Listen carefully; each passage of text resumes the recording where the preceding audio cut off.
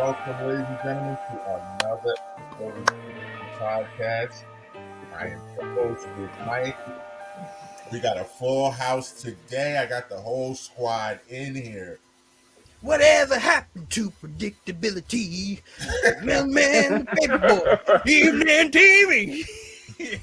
Full house. Podcast Poppy fired up today. R.I.P. Bob Saget. R.I.P. Bob Oh Saget. yeah, rest in peace. Rest in R.I.P. peace. Full house. Enoch, Roz in the building. James the Butcher's coming. The butcher coming? We here. What's up, fellas? How we doing? How we feeling? Great.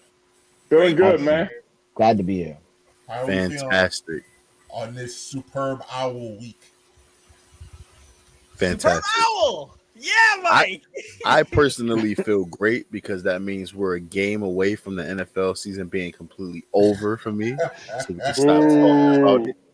I feel amazing. Fantastic. Ecstatic. Fuck this this guy. I'm like I'm on edge, yo. I'm on edge. Okay, you going to a party this weekend? I might. Everybody's celebrating the Super Bowl. You're like, I'm celebrating the season being fucking done. Being done. Soon as Give me that buffalo chicken dip. soon as they drop the confetti, shots, anyone? Shots? Celebrate. Who's your team? Is this your team? Shots on me. Let's go. Well, it is definitely coming to an end. It's been a long. When does the season start? In August, September? Late August. It has been a long road. Who you telling? But it has been a long season. But we are finally down to 2. Then there was 2. My man Von Miller, Matthew Stafford, and the Rams going against Joe Burrow. Joe Shiesty. The newest invitee to the cookout, Joe Burrow. Joe Gritty. Joe Butter. And Joe and them Cincinnati Bengals, who, as we speak right now, I don't know if you guys have, Dylan, you might have the update. The last time I checked, the Rams were still a 2.5 point favorite, but I'll give you an update as we're doing it live. See what the live line is, but let's keep going. But that is going to be. We're going to get to our predictions in a moment, but my first question for the guys is... They're a 4-point favorite now. Oh, it's moved up to 4. Well, that leads right into the question. Should the Rams be the favorite considering how hot the Bengals are?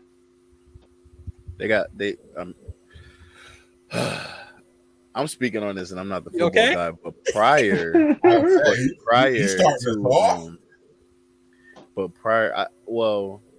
I guess it's an obvious take for me, but prior to today's news about the relocation of the Super Bowl, it should have been a home cooked meal for LA. So, but I think Joe Burrow is gonna get it done. Oh, spoiler! James starting out hot. I think he's gonna get it done. Icy Joe. I think All right. a 4-point spread is ridiculous. Like I could see the Rams being the favorite by like 1.5, 2.5. Like that's cool. A 4-point spread is just weird. Like where are they pulling this out? Yeah, that's basically you're saying they're going to win by a touchdown. Like you literally have to win by a touchdown or a field goal and some random safety, which wouldn't put it past this Bengals offensive line. I know. But I don't know. Favorite, yeah, I get it, but I don't know, man. That Rams defense really only has one corner, and this Bengals offense has like 3 wide receivers. That play well. But those trenches, dog. Them trenches. I've seen Joe Shiesty get killed multiple times this year. Come back and get killed again. Win, and still come back, rise out of the ashes like he's the Phoenix, and I bust know, that but ass. We talking about the Rams. Like I'm nervous about this game because the Niners have a very good line in my opinion, but even they couldn't hold up the whole game. Eventually, by the fourth quarter, them boys started getting tired. When you dealing with Donald and Miller just bum rushing you in your face all game, eventually you just gonna get tired.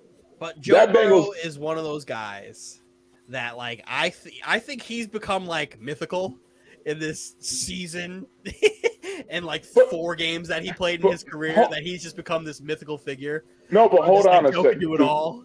I don't think it's just that cut and dry dealing. Because again, you think about the Titans game. The Titans, the Bengals didn't beat the Titans. The Titans beat the Titans. Ryan Yep. Tannehill lost in that game. They got to Joe Burrow like it was nobody's business. I think it was like 7 or 9 sacks. Jeffrey Simmons was 9 sacks. 9. Jeffrey Simmons was feasting like it was nobody's business. I saw it was Thanksgiving out there how much he was eating. All right. Ryan Tannehill doesn't play like a complete and utter bum. The Titans win that game. 3 picks. That, He but we're living literally in a just hypothetical world. he literally threw them out of the game. All right. So again, we're talking about the Rams. Matthew Stafford is a clear upgrade over Tannehill, But Matthew Stafford also has a habit of throwing himself out. but of not as bad though. It can get inexcusable sometimes, but it's not as bad.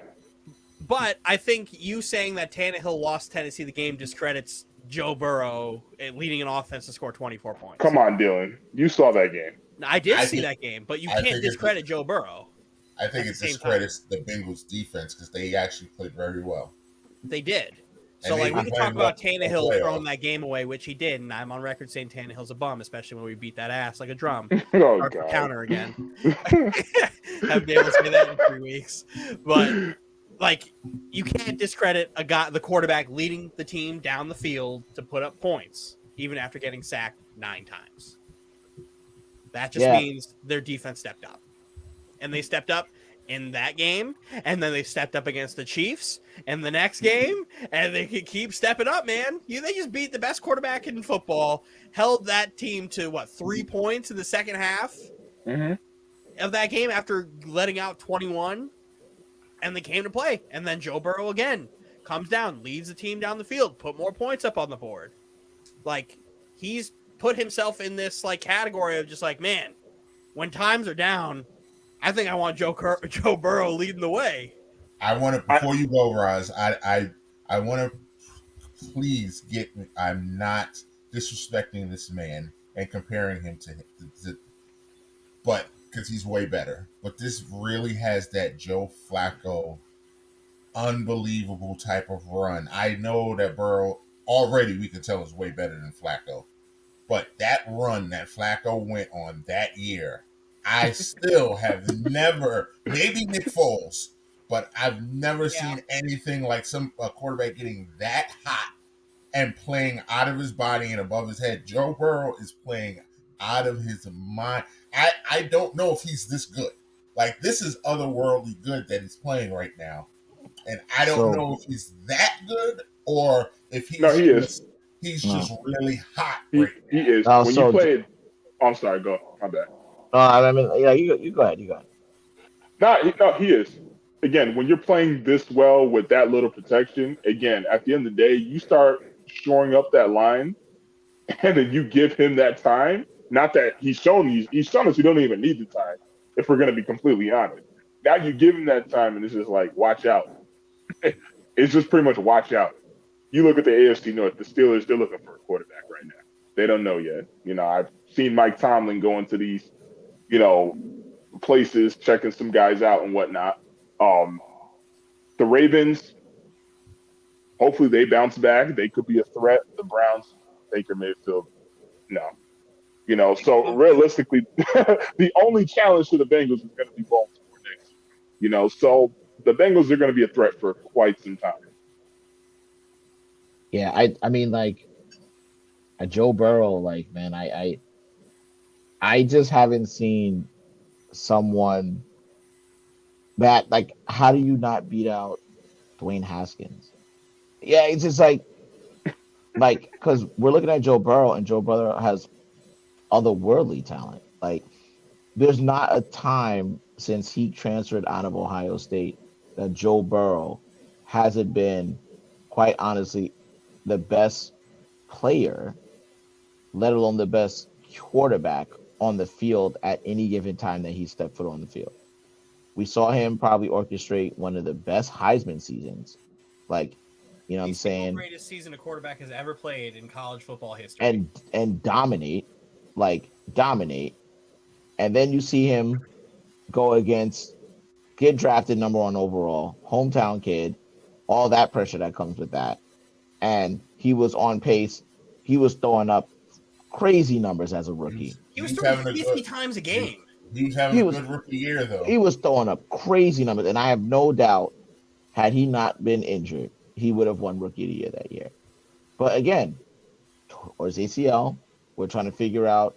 Okay, we don't know what we got. We saw some flashes. We saw a lot of stuff happening. What does he do? Comes in, obviously going to win comeback player of the year. Not an issue if he hasn't won it already.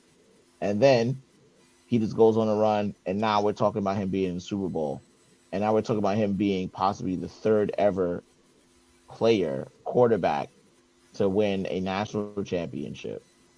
You know what I'm saying? Like, and also win the Super Bowl. Like, you know what I'm saying? Like, that's just absolutely insane. Like, I And watched the then guy the play, and I'm first like, player ever to win a Heisman, a Natty, and a Super Bowl. mm-hmm.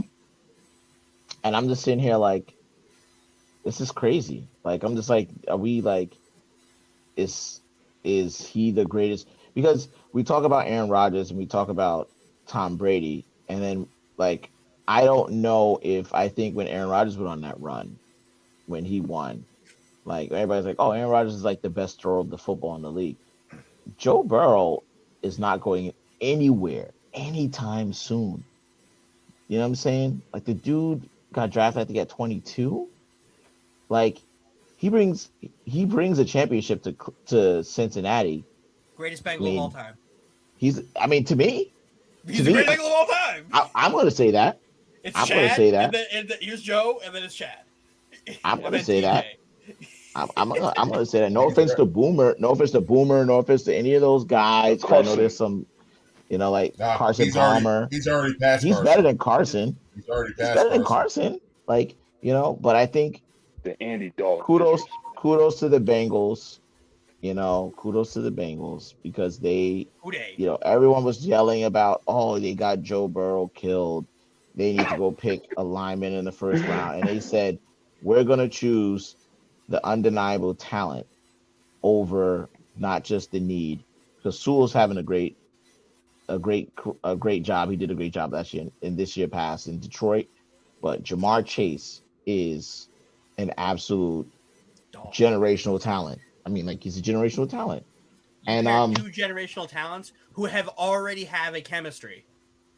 him Him and and Joe Burrow are literally already have a chemistry. And here they are for the next forever. T. Higgins was like we're talking about. We don't even talk about T. Higgins, and T. Higgins was like what we talk about Justin Jefferson was when he stepped on the scene too. So now you have legitimately three absolute number one receivers on that team. Just and can play any one of the positions X, Y, and slot. I don't know what you do. And then Joe Mixon finally decides I'm going to be the Joe Mixon guy that was in Oklahoma, and now all bets are off, right? I don't know how that's the greatest show on turf to me. I mean, like, no offense to the Rams from before. Like, I don't know how you stop them. Like, as good as LA's line is, as good as, you know what I'm saying? Like Jalen Ramsey is, I don't believe the second or third cornerback is as good as Tyler Boyd. Here's a question. Or T. Higgins. Here's a question, because I'm glad you brought that up. Who you think is going to win that matchup between Chase and Ramsey? Ramsey. No, Chase. I think Chase wins that matchup. Well, I'm going to go Jalen Ramsey only because my man Bryce Hall is not as good as Jalen Ramsey, and Bryce Hall won that matchup against Jamar Chase. I'm going to say that to make a long story short, I am actually going to go with the Rams to win only because of the home field advantage. Oh, wait, only because is that the what pick, home field advantage? Yeah, I'm saying that I'm going to go with the Rams because Rams is going to go with the Rams. Put the graphic up. Yeah. LA, right? Stand. And it's only because I have actually seen Aaron Donald. We've seen him on that stage, and he showed out. that defense showed out. If that defense comes up, Joe Burrow you're not expecting Matthew Stafford to throw 3 interceptions at the biggest game of his life. I don't think that's going to happen. Before you go, Anthony, Dillon, James, let me just get you on record so we can stamp it one more time for you. Who you got, James? Icy Joe Shiesty. Joe Shiesty. Stamp it. Stamp. All right, Dillon, Anthony, y'all go ahead. Floor is yours. Anthony, go ahead. Cincinnati Bengals, man. Oh, you're not going to elaborate more? That was it? That was your whole breakdown of the game? Oh, okay. He said who they? Who they said they gonna beat them Bengals? Right, but again, you like should be hyped. Ain't you rocking with them? That's your team, right? Yeah. Go Cincinnati. Cincinnati's my baseball team, and that's quite frankly the only reason why I'm going to Cincinnati in the Super Bowl. We didn't need a backstory. I just wanted to hear you. We didn't need the origin story. Let's just stamp it for Anthony. Just stamp.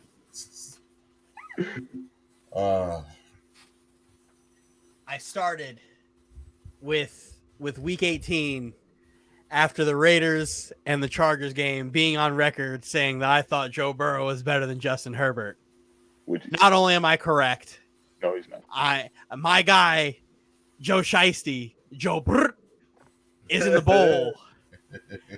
And he gonna win that shit too.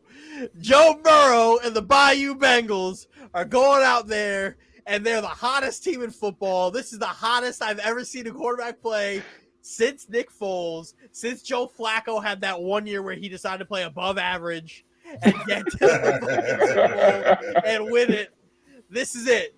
Joey B, stamp it. Joey B is going to be recreating that LSU victory in the locker room with the cigar in his mouth and leg crossed like it's business as usual, with the swagger of a million sons out there just chilling like it's business as usual. Like Tom Brady, the video of him in the locker room just being like, this ain't nothing. Y'all enjoy, but I'm sitting here, I'm waiting because I already know what this is like. That's what Joe's going to be after winning the first Super Bowl of franchise history, the first time they're there since 1989, the first time they win a playoff game since 1990. Joe Burrow is involved in everything historical that has ever happened to the Cincinnati Bengals, and it's the best thing I've ever seen. Hooday. He might hit the sound like you're a Bengals fan, man. I'm a massive Joe Burrow fan. You might see Joe hit the gritty if they win, man, on the field. I don't know. Speaking of the gritty, like Mac Jones did yesterday. I was about to say, you saw that fucking look at Shout me out guy, to Mac Jones, run out on a play that didn't matter to go hit the gritty real quick. What a dickhead! He should have. Shout out to Mac Jones. He hit Hunter Renfrow for a beautiful touchdown pass. Why was Mac Jones there? That was such a Patriots play that he did. Such a Patriots play. Probably the worst skill position like display we saw on the quarterback when they did the skills like competition. He was terrible. How Kirk Cousins missed everything. Oh my god, watching Mac Jones do that was awful. Everyone just loves to hate on Kirk Cousins. Because he stinks. But why was Mac Jones there? There was like 6 other quarterbacks in the AFC that could have been there. I don't know why. Like, where was Derek Carr? Why wasn't Derek Carr there? Derek Carr is doing church. Definitely bad. Church Jones. But like, leave church for a minute to go show that Mac Jones doesn't belong there. Do you know how religious Derek Carr is? I don't care. You know how religious I am? Not very. But do you want my religion? Hate my Patriots. That's my religion. And a quarterback who threw like 10 touchdowns doesn't deserve to be the fucking Pro Bowl. I don't know. You know what that is? That's the Patriots. Patriots bias. It's so funny because Justin Herbert won offensive MVP and he just got booed mercilessly, and I loved it. Oh yeah. I saw that. Homeboy forgot what stadium he was in.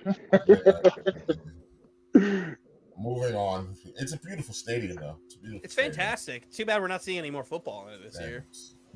Yeah. Everyone who gets in LA, it just happens to just, Las Vegas wants to lose their mind. It's like, you're an athlete, come visit Las Dylan, Vegas. It's not just the Raiders, Dylan. He was hanging out with some Raiders. So he's hard to act like a Raider. but Dylan, you try to make it seem like, the Raiders, we're just horrible people. We just don't know how to act. People. How many Raider players have DUIs this okay, year? but Kamara is literally in Vegas for what, 1 day, 2 at Yeah, the he's most. beating the shit out of people. Exactly. What's worse? So is that a Raider DUI or thing? beating the shit out of a guy? So is that a Raider thing though? Beating the shit out of a person? No, DUI is a Raider thing. Can't win. I don't know why you tried. Like, I was waiting for that. I was legitimately waiting for that. If Alvin Kamara would have gotten a DUI, I would have been like, all right, I can't say that's a Raider thing now. But no. Yeah, I mean, I didn't even see the footage. What the hell was in the damn footage? Anyway? I don't know. Let me get my pick in before you go on your. Okay. I also have sat here and watched. I am actually a Joe Burrow fan. He's a bad man. He's a bad man. Oh.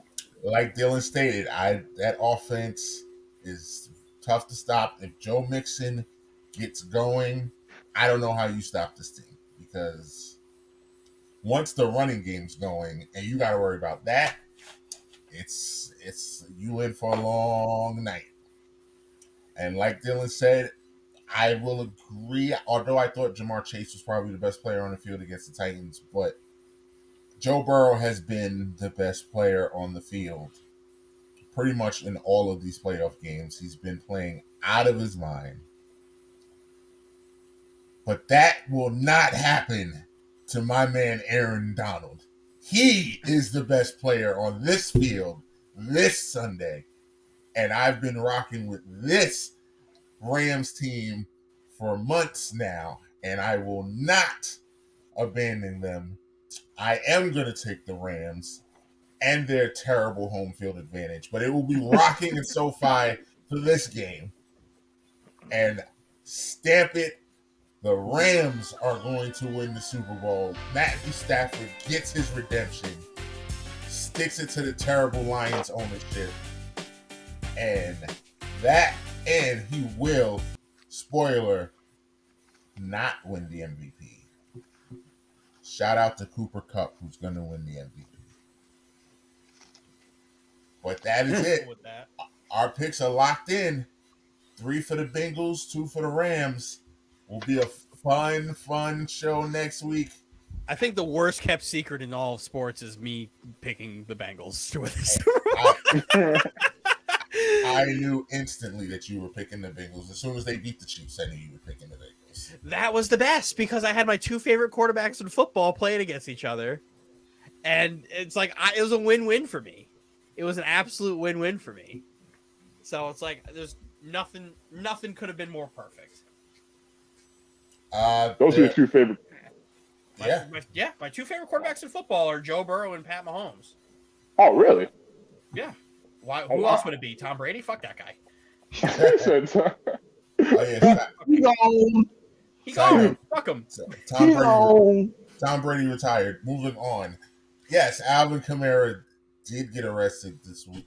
All right. So I initially heard it was right after the Pro Bowl. Apparently, it was right before the Pro Bowl that he just stood up. So I don't even know if I want to shout him out for beating a dude up and then going and playing in the Pro Bowl hours later. But I didn't know this. Apparently, it was before the Pro Bowl that this happened. It happened beforehand. And they came and actually read him his Miranda rights after the game was over. Could you imagine them doing it on the sidelines? How wild that would have been. That would have been so shady. That would have been so funny. Yeah. Allegedly, there's a video though of him. Yeah. Him like punching this guy like 8-9 times, and then like other dudes coming in and just stomping on him like 16 times and breaking his orbital bone in his eye. And serious, he got booked for serious damages with battery. So, like it's on video, and I think that's damning because the police said that what he said happened did not happen according to the video. Oh. He said the guy ran, and he thought he did something, and so that's why he attacked him. And in the video, the guy did no running; he was simply attacked. So that's not good. And if you're the Saints, You're Five. in a This bad is- spot. 5 years, Well, 75 million, 34 Well, million they guaranteed. can get rid of that if they he. can, yeah, they can get That's rid, they can conduct get out of that. detrimental. They don't have to pay him that. And Oh, they don't have to you're- pay him? They could just axe his contract? Yep. And you're severely over the cap. Like That helps you a ton. that cap is hard. They have Remember, the worst cap situation The in the Raiders league. were able to cut Antonio Brown for conduct detrimental and didn't have to pay him his guaranteed money. Oh, yeah, that's true. That's true. Nah, Yeah, we got it out of that 30 million real quick. Many. I And think the Ray Saints, Rice had the everything- same situation. They cut him too. I think for the same. Everything thing. is turning up just weird for the Saints, where it's just like, all right, Sean Payton's gone.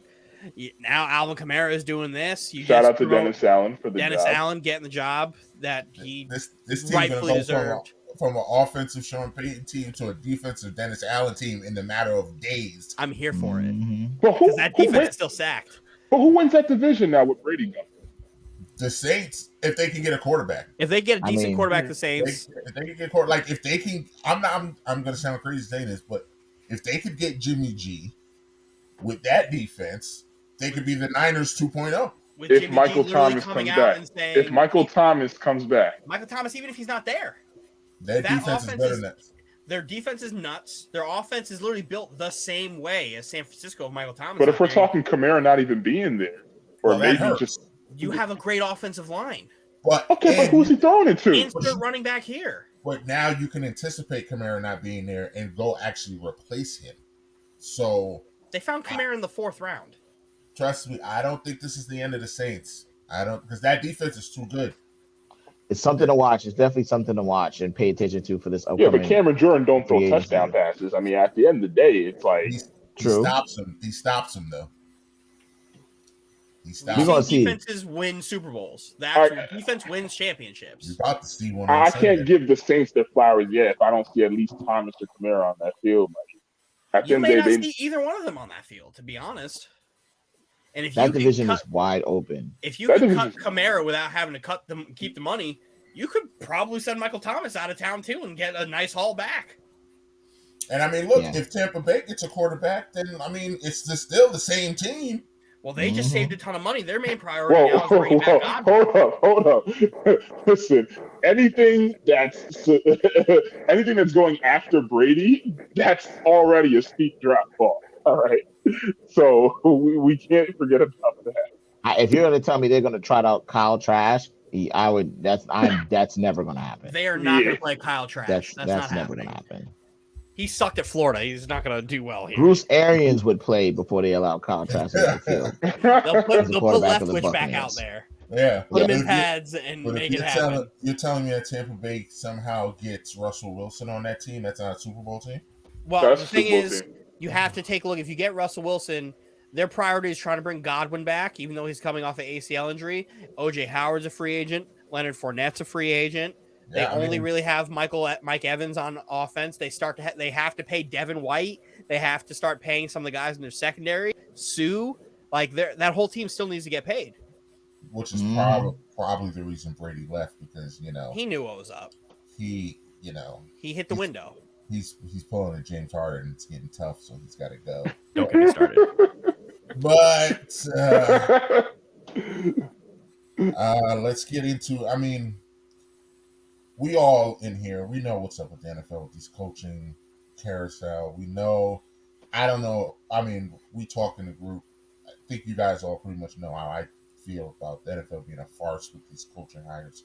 Mhm. But as before we came on air today, we did get some breaking news that the Texans are bringing back Lovie Smith. I mean, Lovie got a raw deal in Tampa, Yes, he did. which is the trend with black coaches in the NFL. But that was 6 years ago.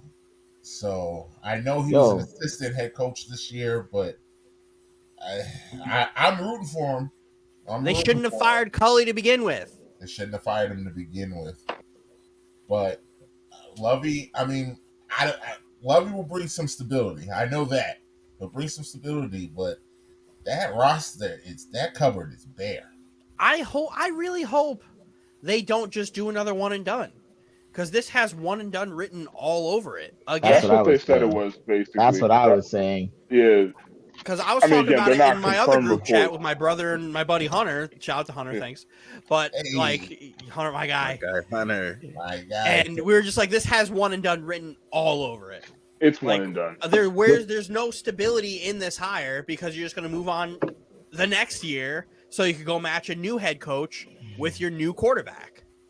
Go get your money, Lovey. That's all I Like know. shout out to Lovey, go get your money. Get but your like, money, Lovey. Sign a 5-year farce contract. They cut you 1 year. Make them They pay cut you. you 1 year, make them pay you for the next 5. Because honestly, I think I get the same vibes as you doing, about like, this whole one and done thing. I'm getting real, like, super vibes like that. So I'm like, you know what? If they're gonna do that, all I said was, Lovey, just get your money. I hope it's in good faith, because that team he's inheriting is still like at best a 4-win team. If you get Deshaun Watson back, big if, but if you get him back, I don't know, 6, 7, maybe 6 or 7. But if you get him back, then we're talking a completely different. Quarterback still stirs a drink, man, and that's a really good one. yeah, and Brandon Cooks is still there, right? He Yeah, still but had Watson ain't taking another snap for the Texans ever. and if he's still on the I'm not taking another snap, then at least if you get a chance to have his situation clear up, you can move him and get whatever you need to get from him, because there's no obviously look at all the teams we were talking about. All those teams are looking for quarterbacks, and I guarantee you, if the Deshaun Watson situation got settled tonight, there would be at least half of the league in on him. Yeah. He said 20 teams. At least, calling. at least you have the teams that need quarterbacks and the teams that would love to upgrade their quarterbacks, and it's usually like I'd say half, but I wouldn't be shocked if it was 20. Yeah, how many quarterback needy teams are there So, right now? The whole NFC South, the Mhm. whole AFC South, besides the Jaguars. Yep. No. Miami. Tannehill. No, Tennessee's And- sticking with Tannehill. Did you say Tannehill? Nah, Wait, what are we talking about? Maybe I misheard you. I mentioned what are the quarterback needy teams? Dylan saying the Titans. Oh, Our quarterback quarterback. maybe team. We don't need a quarterback. It'd be nice. Yeah, to you do. upgrade. It'd Yeah, be nice you to do. It'd be nice to upgrade, but we don't need a different quarterback. Deshaun Watson or Ryan could- Tannehill? The Titans can win with what they have. No, you can't. The NFC East, everybody but the Cowboys need a quarterback in the NFC East. Miami needs a quarterback. The AFC East, The Commanders need a quarterback. Commanders need a the quarterback. whole NFC East does, except for Dallas. The AFC North has 2 teams that can use a quarterback. The NFC North has the Packers, who are probably going to need a quarterback, the Lions, who need a quarterback, and the Vikings, who need a quarterback. Yep. That's AFC West, where we don't know what the Raiders doing at quarterback. If Derek Carr's there, perfect. But like the Broncos could use a quarterback. mhm. We don't know what's happening in Arizona right now because Kyler Murray has come out and just like completely deleted every existence of the Arizona Cardinals from every bit of social media, Which is very interesting. which is very That's weird. interesting. Yeah. So weird. So it's like, okay, maybe Kyler Murray's on the move. Maybe he's just going to go play baseball in Oakland if they have a season. Who knows? Oh, you stupid for that. But like, there's teams that can use him. Damn, But yeah, you're right. There's a lot again, of quarterback needy teams. why are we hiring Lovey when there's guys like Bieniemy who And Bieniemy and Leftwich took himself out of a head coaching You job. can say Leslie Frazier too. I would give Leslie Frazier another chance. Yeah. Leslie Yes, you would give Frazier, Leslie but Frazier a Bieniemy has been number 1 for like offensive like potential hires for the last 3 years, and yet still Right. does not have a job. I don't care how badly he interviews. Look at his production on the His body of work It is ridiculous. For itself. Like he could come in there with a tank top and biker shorts on, and I'd still be like, "Yeah, well, that offense is still unbelievable. I don't know how he do it, but it works." And So- here's the strangest thing, like not calling it, calling it out, but not necessarily the man himself. But Josh McCown got a second interview to the Houston Texans, and Eric Bieniemy is still not even like sniffing head coaching jobs. Josh, That's fuck insane. And That's he's got insane. Andy Reid co-signing him hard. Like Andy Reid is like, take him. Like he does everything here. It's not me. It's him. And still, no one wants to take him. Bieniemy also doesn't like interview while he's like coaching. That too, I think is which A lot I of didn't a probably lot of understand. what guys do gives that. him like a step back. He No, literally a lot everybody of else guys was do that. interviewed, A lot of guys do that. but not Like the when you're in guys the who playoffs. interviewed. Because we saw Dable taking interviews the same week he was preparing for the Chiefs. But normally the Normally etiquette they is wait, yes, they wait. Normally they wait. Yeah, but they everybody wait. was taking interviews this time while the playoffs were still while they were still coaching, Yeah, except for yeah, Bieniemy. yeah. So I'm like, that gave him, I guess, the shit end of the stick because his availability was just like, hey, I'm gonna focus on the fucking Bengals because that's Yeah, what's in front of me. yeah. I But don't that's still listen. no excuse. That's still no excuse. I don't know. Like I'm very interested to see how this whole Brian Flores thing plays out. I'll be keeping my ear I to the mean, ground with that, and we know how it's you gonna know play out. We know how it's gonna He's gonna play get a out. lot of hush money. They're gonna exactly. They're gonna cut him a check. He's not gonna coach this year, and then next year somebody's gonna hire him. we'll see. Hey, Right. I hope he does deserve a shot to be coaching. We'll He see. got the raw end of the stick in Miami with how their ownership is and him getting labeled as that guy. It's I mean, ridiculous. I mean And you're I'm really talking. starting. Oh my bad. I'm just saying, like, I'm not sure about the whole him getting another coaching job only because if he if somehow we can corroborate even a smidgen of what Stephen Ross has possibly done, Stephen Ross is gone. He's gone. He's He's gone. gone. And It's a PR nightmare. They have you're to. talking about they will and I don't know if it'll be as blatant, but I think Flores might not get another coaching job if we find out that this Stephen Ross thing is true.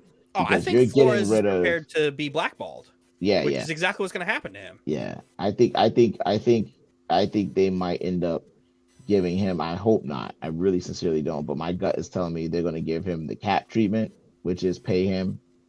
Then he's not going to be able to find it, and there's going to be all these little like dog and pony show things about, we want to give you a fair interview, and then he gets passed up, and we do it right, et cetera, et cetera. Like it's not going to be blatant, right? The retaliation won't be blatant, but I just have this sick feeling that like if Ross is gone and Ross gets reprimanded for this, Flores won't coach again. You know, I have a quick question for you guys because I'm the only not black guy on this panel of people. What do you guys think of the Rooney Rule? Bogus. it's when it was in its inception, it was received very well because it was like I think people took it very well because it was an acknowledgement that stuff wasn't right when it came out. We're talking about a completely different time when it came out initially, and we had some coaches that were successful, like and still recently in our minds. Like Tony Dungy was still recently in people's minds. Mike Tomlin was still recently in people's minds. You know what I'm saying? And there was a lot of like talk, like what, like see, this is what we're talking about. Here are these guys that are doing their thing, and they are minority coaches. Ron Rivera is still there. Like the Rudy Rule is just not just for Black or African Americans; it's for all minorities actually. And so like you start seeing like people saying, okay, yeah, let's do it, let's get more people in, and then you just see it like it just got worse, right? And then it's kind of just like no one really paid attention. It's like okay, we're gonna just like put this in place and never do any maintenance on it. You know what I'm saying? Like imagine that, right? So this numbers say that it got worse. It didn't get any better since it was in its inception, and that's a sad thing. Um, am I surprised? No. Am I disappointed? Absolutely. Because again, it's not so much saying that you have to put people who identify themselves as a minority in positions and them not be qualified. That's not what the spirit of it is. The spirit of it is representation matters. When more, at least 70% of your entire workforce identifies as a minority, representation matters. Even if you have to help people grow, hell, like tell them, hey, listen, man, we're going to start you at, like looking at tape, like just be an equipment manager, or whatever, make your way up. Even if you say they're not good, you have to put mechanisms in place for that type of growth to happen. Because once the players say, Like, what I'm saying? Like, you don't want the players to be like, we're striking because we don't have any people that look like us or who can even relate to us in these high positions, right? It matters. 70% of the NFL's league staffing of players are minority. Yeah, representation matters.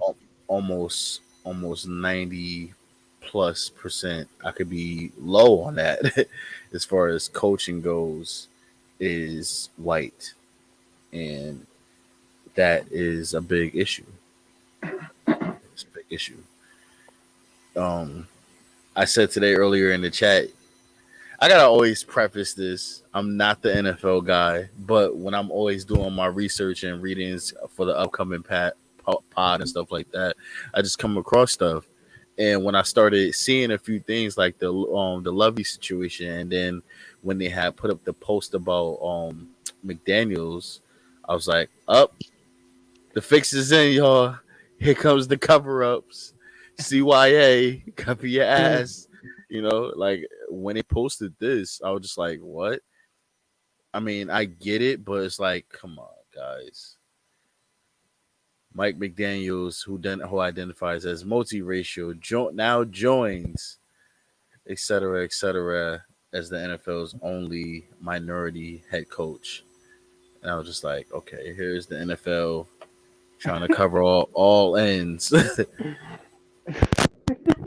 Yeah, I mean, like it's a lot of it is optics, it's entertainment, so of course there's optics involved. And again, like like Mike McDaniels, I hope that's also like a genuine hire, and like they give him a chance because he does identify that way. And his background, his like his makeup it is what it is. Like I'm not going to tell him how he identifies himself and what his heritage is, because like he definitely fits the profile, right? He is a minority coach. What I'm saying, regardless of what people look like, whatever, and stuff like that.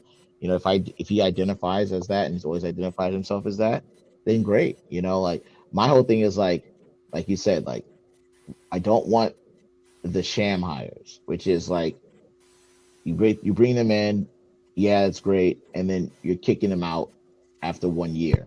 What I'm saying? Like, Once the heat So, dies off. you know, well, that was going to be my thing with the Rooney Rule. I like you said when the rule was created. I think it was absolutely needed because it was at a point where they weren't even getting in the room. They weren't even getting in the room to interview, and so it was so bad that we had to force these owners to let them in the room. I don't think that the rule has aged well. They have it. I attribute it kind of like the amendments in the Constitution. Like when they made some of these amendments back in the 1700s, it made sense. But like we live in a technical world now where we don't have to worry about some of these things that were around back then. Nobody's buying cannons and bombing people. So like, but that's another topic. But the rule hasn't aged well because these owners are very smart because obviously they are billionaires. And they found loopholes. They found loopholes. They found ways around the rule. And honestly, you can make them interview, but as we've seen, even when these guys get hired, it's still they're still not getting the same chance because they're not the leash is not as long for minority coaches as it is for other coaches. It makes no sense that Matt Patricia was allowed to coach as long as he did in Detroit. No sense. Adam Gase should have gotten the plug pull on him after the first year. Adam Gates should have never got to be and still be employed in the NFL today. It doesn't make any sense. And I think we can all sit here and say that if Mike Tomlin wasn't the coach of the Steelers and that great ownership group, he'd have been fired years ago. Oh yeah, Years ago, he would have been fired. And this man's never had a losing season. But we know for a fact if he was on almost any other team, he would have been fired because minority coaches don't get the same leash. They don't get the same opportunities. So I don't have a problem with the rule. I think it just needs to be tweaked. There's no way to govern. There's no way to govern how and when to fire someone. It's hard. It's different for everybody. So it's tough. It's really tough when we all can see it and we know what's going on. But I do appreciate the rule because it still gave guys opportunities that they wouldn't have been able to get. So the way I see the rule is, one, like you guys, it's good to get your foot in the door, right? But then you have the situation with the Giants where 90% of the organizations who are in need of their head coach already know who they're going to hire, right? Mhm. Once the Giants brought in Homeboy from Buffalo to be their GM, it was only a matter of time before they brought in Dable, and Dable is a fantastic hire, right? And the Giants did the right thing by hiring him, but they were also following the Rooney Rule by bringing in Flores for the interview, even though they had zero intention of hiring him because they already knew who they wanted. So they need to tweak the rule to somehow get. You can't force anybody to hire somebody, and you can't actively go out there and say, "Hey, we need to have a third of the league's head coaching jobs be minority filled." You literally can't do that. You can't just say you have to do that. So there has to be a better way of doing it. But and then I think there needs to be some. I don't know if the Rooney Rule only extends to coaching, but front office positions, it is even worse when you look at front office positions. GMs, I think there's only one black GM, and I think it's Ozzy in Baltimore, right? the guy who runs football operations in Washington is Too. also a black dude. So I mean, that's also a problem because surprisingly, there's no power. Surprisingly, we have a lot more minority GMs now than we've had before. I think they hired like almost like 3 new GMs that are minorities. I think there's the guy in Minnesota. I also think there is the guy in I have to pull up the names. I believe this hiring round got us 3 as NFL fans and NFL in Anthony general. Lynn. 3 new front office positions. I think GMs actually, to be specific. I'm 100% sure the guy in Minnesota is one of them. And we of course we have like Chris Greer. He's there as well too in Miami. And I believe I feel like there's is there one in? I don't know. I'll get back to you on that, but I'm pretty sure there were like these rounds that just happened. They had some minority GM and front office positions, so that was good. I do like that the league took the step last season to try to incentivize hiring minority coaches by giving you extra draft picks. But again, you shouldn't have to do that. Yeah. To get your guys, to get quality coaching candidates into your building by incentivizing draft picks off of it. And the only team that's been getting the extra draft picks is San Francisco. Mm-hmm.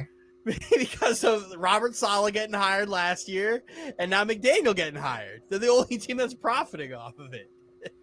So it's like, who knows? But again, Leftwich took himself out of the head coaching situation when they weren't willing to move on from Homeboy, who's the GM, because he's a fucking snake. And he was legitimately going to be a head coach. The enemy still not getting shots. And I remember hearing something about something he did when he was a player still being hung up against him from when he was a running back. And that was like 30 something years ago that people still aren't trying to forget. But back to Brian Flores, if he gets blackballed from the head coaching job in the NFL, 1, I think he'll coach college, or 2, I think he's going to be a defensive coordinator for Belichick again, or some type of assistant, because Belichick won't let his guys not have jobs. especially when Belichick is the reason all this happened. Is there? Yeah, because he's But the stupid. question is, if you're Flores, do you go back to work for Belichick now? After Probably not. No. No. I tell him to go to hell, but Mm-hmm. I don't know.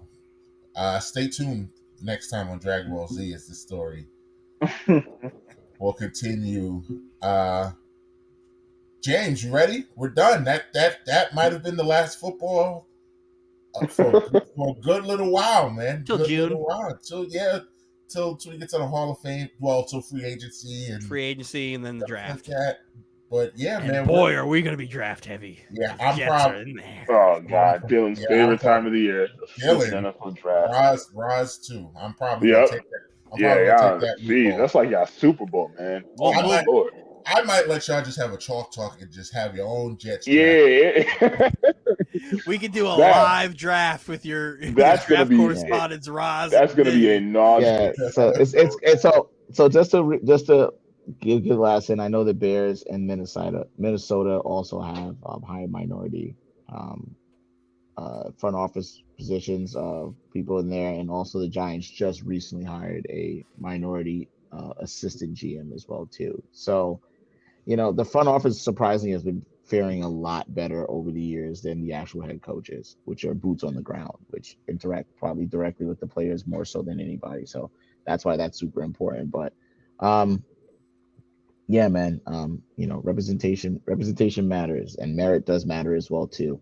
So trying to find a good balance is not easy, I guess, for them, but here's how I feel. That's why you get paid the big bucks. So make it work. You know what I'm saying? Like, figure it out. Or, you know what I'm saying? Like, I don't know. Figure it out. I don't know what else to say. Like, the NFL has to figure it out. All the other places have to figure it out. Just do it. You're a billion-dollar injury. Hire the greatest minds you could ever find. Solve that problem. That's it. Just skate better. All is just skate better. Yes, James. You all right? Can't hear you. Oh well. Moving on. More football talk. No, I'm joking. Let's move on. We're gonna ease into this because I think this will just be quick, and I just have a quick hot take. The NBA they already renamed the All-Star Game MVP after Kobe, which I loved. I thought that was a great move. But they released, I don't know if they released yesterday, a new trophy. Trophy is fire. And the top of the trophy is awesome too. Top of the trophy is amazing too. I wish you got that shot. I'm not crazy. I'm not crazy about it. I love it. I'm not crazy about it either. I love it. It's just like a hockey title. Yeah, it's fine. Yeah, make it look spectacular. I just think NHL when I see that, like. Good. Yeah. Hold on. The Stanley Cup is like a really cool fucking trophy. It's amazing. It's the best trophy in sports. I think, that's like, besides it being fucking hockey, like, if that was the trophy for any other sport, that thing is cool as hell. If you place this on your mantle, even if people don't watch basketball, they're gonna be like, oh man, that's a nice trophy. So yeah, awesome stuff. I don't need to re-wax or rehash about how I feel about Kobe Bryant. I hope he continues to get as many accolades as he possibly can for his legacy. And the All-Star game, unfortunately, I think that I think basketball has out of all the three major sports, I think it's the second worst. I think football being the worst, because basketball, they don't play any defense. It's like a glorified Harlem Globetrotter game, and I get it, right? But anything to make it more interesting. The slam dunk contest isn't what it used to be, which was a major draw for a lot of people. But the game itself, I can't tell you that I've watched the whole game from the beginning to end in a very long time. It's been very, very long. The 3-point contest is the best part about All-Star Weekend. They should just make that a bigger tournament. It is. It used to be the dunk contest. Skills competition. I like the skills contest, man. That's not better than the 3-point contest. Skills competition is fire too. But it's not better than the 3-point contest. I would say the 3-point contest is the best, but let's pump the brake. What was the last good dunk contest? Aaron like, Gordon, no, Zach like Levine. 2 years ago. 3 years ago. It was like years ago. it was like 4 years ago, Mike. Like, It was like 4 years ago. we overreact. Like the dunk contest is trash. It is trash. We've had good ones. Well, we've had good ones, We've but had good ones, but we last haven't year had any wasn't lately. good. Last year wasn't good. Last year was terrible. Yeah. My Because they one was just the one with they Zach. just picked up whoever wanted to do it, No, and nobody wanted to do it last year. no. So they're like, "Oh, let's go get Anthony Simons, fucking Obi Toppin." Like- Obi Toppin's about to show out this year. What are you talking about? I mean, that's the only thing. That's the only thing he can do. So I mean, like, I think he's perfect for the dunk contest. To be quite honest with you, I'm actually looking forward to him being in this one because I'm like, this is what he needs to do, like to shine, like you know what I'm saying, like for him to really showcase what he can do. Do you remember when Skip Bayless used to hold the dunk contest over LeBron James, like as like a massive career flaw? Like it fucking matters. He's soft because he doesn't want to do the dunk contest. It's horrendous effing troll. Yeah. That's one of the worst sports takes I've ever heard in my life. Yeah. I never see somebody hate on LeBron so much for no reason in this dude Skip Bayless. Like, it's just Have you seen a mirror? Wait, did What? Shaq do the dunk contest? Did Shaq win a dunk contest? Did he do the dunk contest? No. Did he participate in it? No. No, right? That's what I'm saying. There's people who did not do it that were great. He That's why literally was I don't pay like, for a attention to while Skip it was, trolling. LeBron will never beat Michael because Michael won a dunk contest. And I'm just like, this is the laziest argument I've ever seen in my life. Skip is a troll. Skip is like prime troll. You know what I'm saying? Like, It's the super troll, man. No, But, I mean- I've always said, like, you could keep the dunk contest, just put it on earlier so people don't leave on a sour note. Because that 3-point contest is just nasty. And make it a bigger bracket. Make it a bracket of like 16. And just keep going. That's gonna get old though. Not when people are draining shots. That shit don't get old. Them dudes are gonna get tired. I'm telling you, it's not gonna be as good as you think if you make it bigger. I think they worry about you get longer having the breaks game first because there's more players. You get longer breaks. Because I think you're worried about having the game first because then you think that other players are just going to dip out after that game. Because there's some players that just only stay because they're in the game and they want to be there in the game and have their jersey, whatever. But they have to do something because I'm sticking by. I said what I said. It's the second worst out of all the three. I mean, there's only three, but it's the second worst. But I mean, it's only three. Like, but still, like, and you know, like if NBA All-Star Weekend is still better than the MLB. It's no, it's not. Days. No, better than the Pro Bowl. MLB, the Major League Baseball has the best All-Star game out of all the All-Star games. They have the best All-Star game. No, I'll enjoy MLB All-Star when they bring All-Star. in the bunting from fucking Korea. I'll take NBA's All-Star Saturday night over the Home Run Derby though. No way. The Home Run Derby has never been the Home Run Derby has been as popular as it's ever been right now. It's gotten better because they added that clock. They added that clock. Ever been. But the best home run derby I've ever seen is the 2009 one in Yankee Stadium where fucking Josh Hamilton went crazy. Cranking. The Giancarlo Stan and Aaron Judge one was amazing. Was just bombs everywhere. Like the MLB has the best All-Star game. The home run derby and the home run 3-point derby shootout are the two best things in All-Star events. Yes, and All-Star events, period. The home run derby and the 3-point shootout right now reign supreme. But home run derby, the actual game itself is like those two things are like people are must-watch TV. Must-watch TV. Like it's an actual game. Like the baseball game is an actual game because even though the pitchers pitch one inning, it's a sense of pride. You know, like there's no, and it's because how it's made. Like there's no like real physicality to it because basketball But I mean, you can't blame baseball for that. That's how baseball is. A meaning. It's the only All-Star game that actually has like, and it has meaning to it. And it has meaning to it, right? You know what I'm saying? There used to be things involved, but they would want to do that anymore. And, you know, we're not putting our bodies on the line. I get football why they're not as, you know, like this last All-Star game was disgraceful, by the way, too. I didn't even watch it, and I just saw Twitter killing it. So That's I was probably like, the worst All-Star that- game that's This is the probably first time I ever also been haven't done. watched the skill stuff in the NFL one because everybody I there was missed Um, this. I missed I didn't even know what was skills. happening. I It forgot came about on it. at a random time, and I missed Yeah. it. And I This was is the like, first time I haven't watched it because it's like Yeah. half the people here don't even need to be here. I watched the recap and it's Everybody I opted watched out the of it. literally recap. borderline The- unwatchable. But Like the Mac game Jones, he itself did is throw a beautiful borderline touchdown unwatchable. pass to Borderline Renfro. Mac Jones didn't need to be Right. there. Like, Like, you know? I really wish they would stop doing the Pro Bowl and then All Pro. They're two separate things. Like the Pro I Bowl should know. just be the All Pro team, or Exactly. Tony Romo should do his own All Madden team or something to make that like an event like it used to be. Yeah. And do something that fucking matters and that's actually cool. At this The Pro point, Bowl sucks. Problem I'm is, I don't completely care what Tony fine. Romo thinks.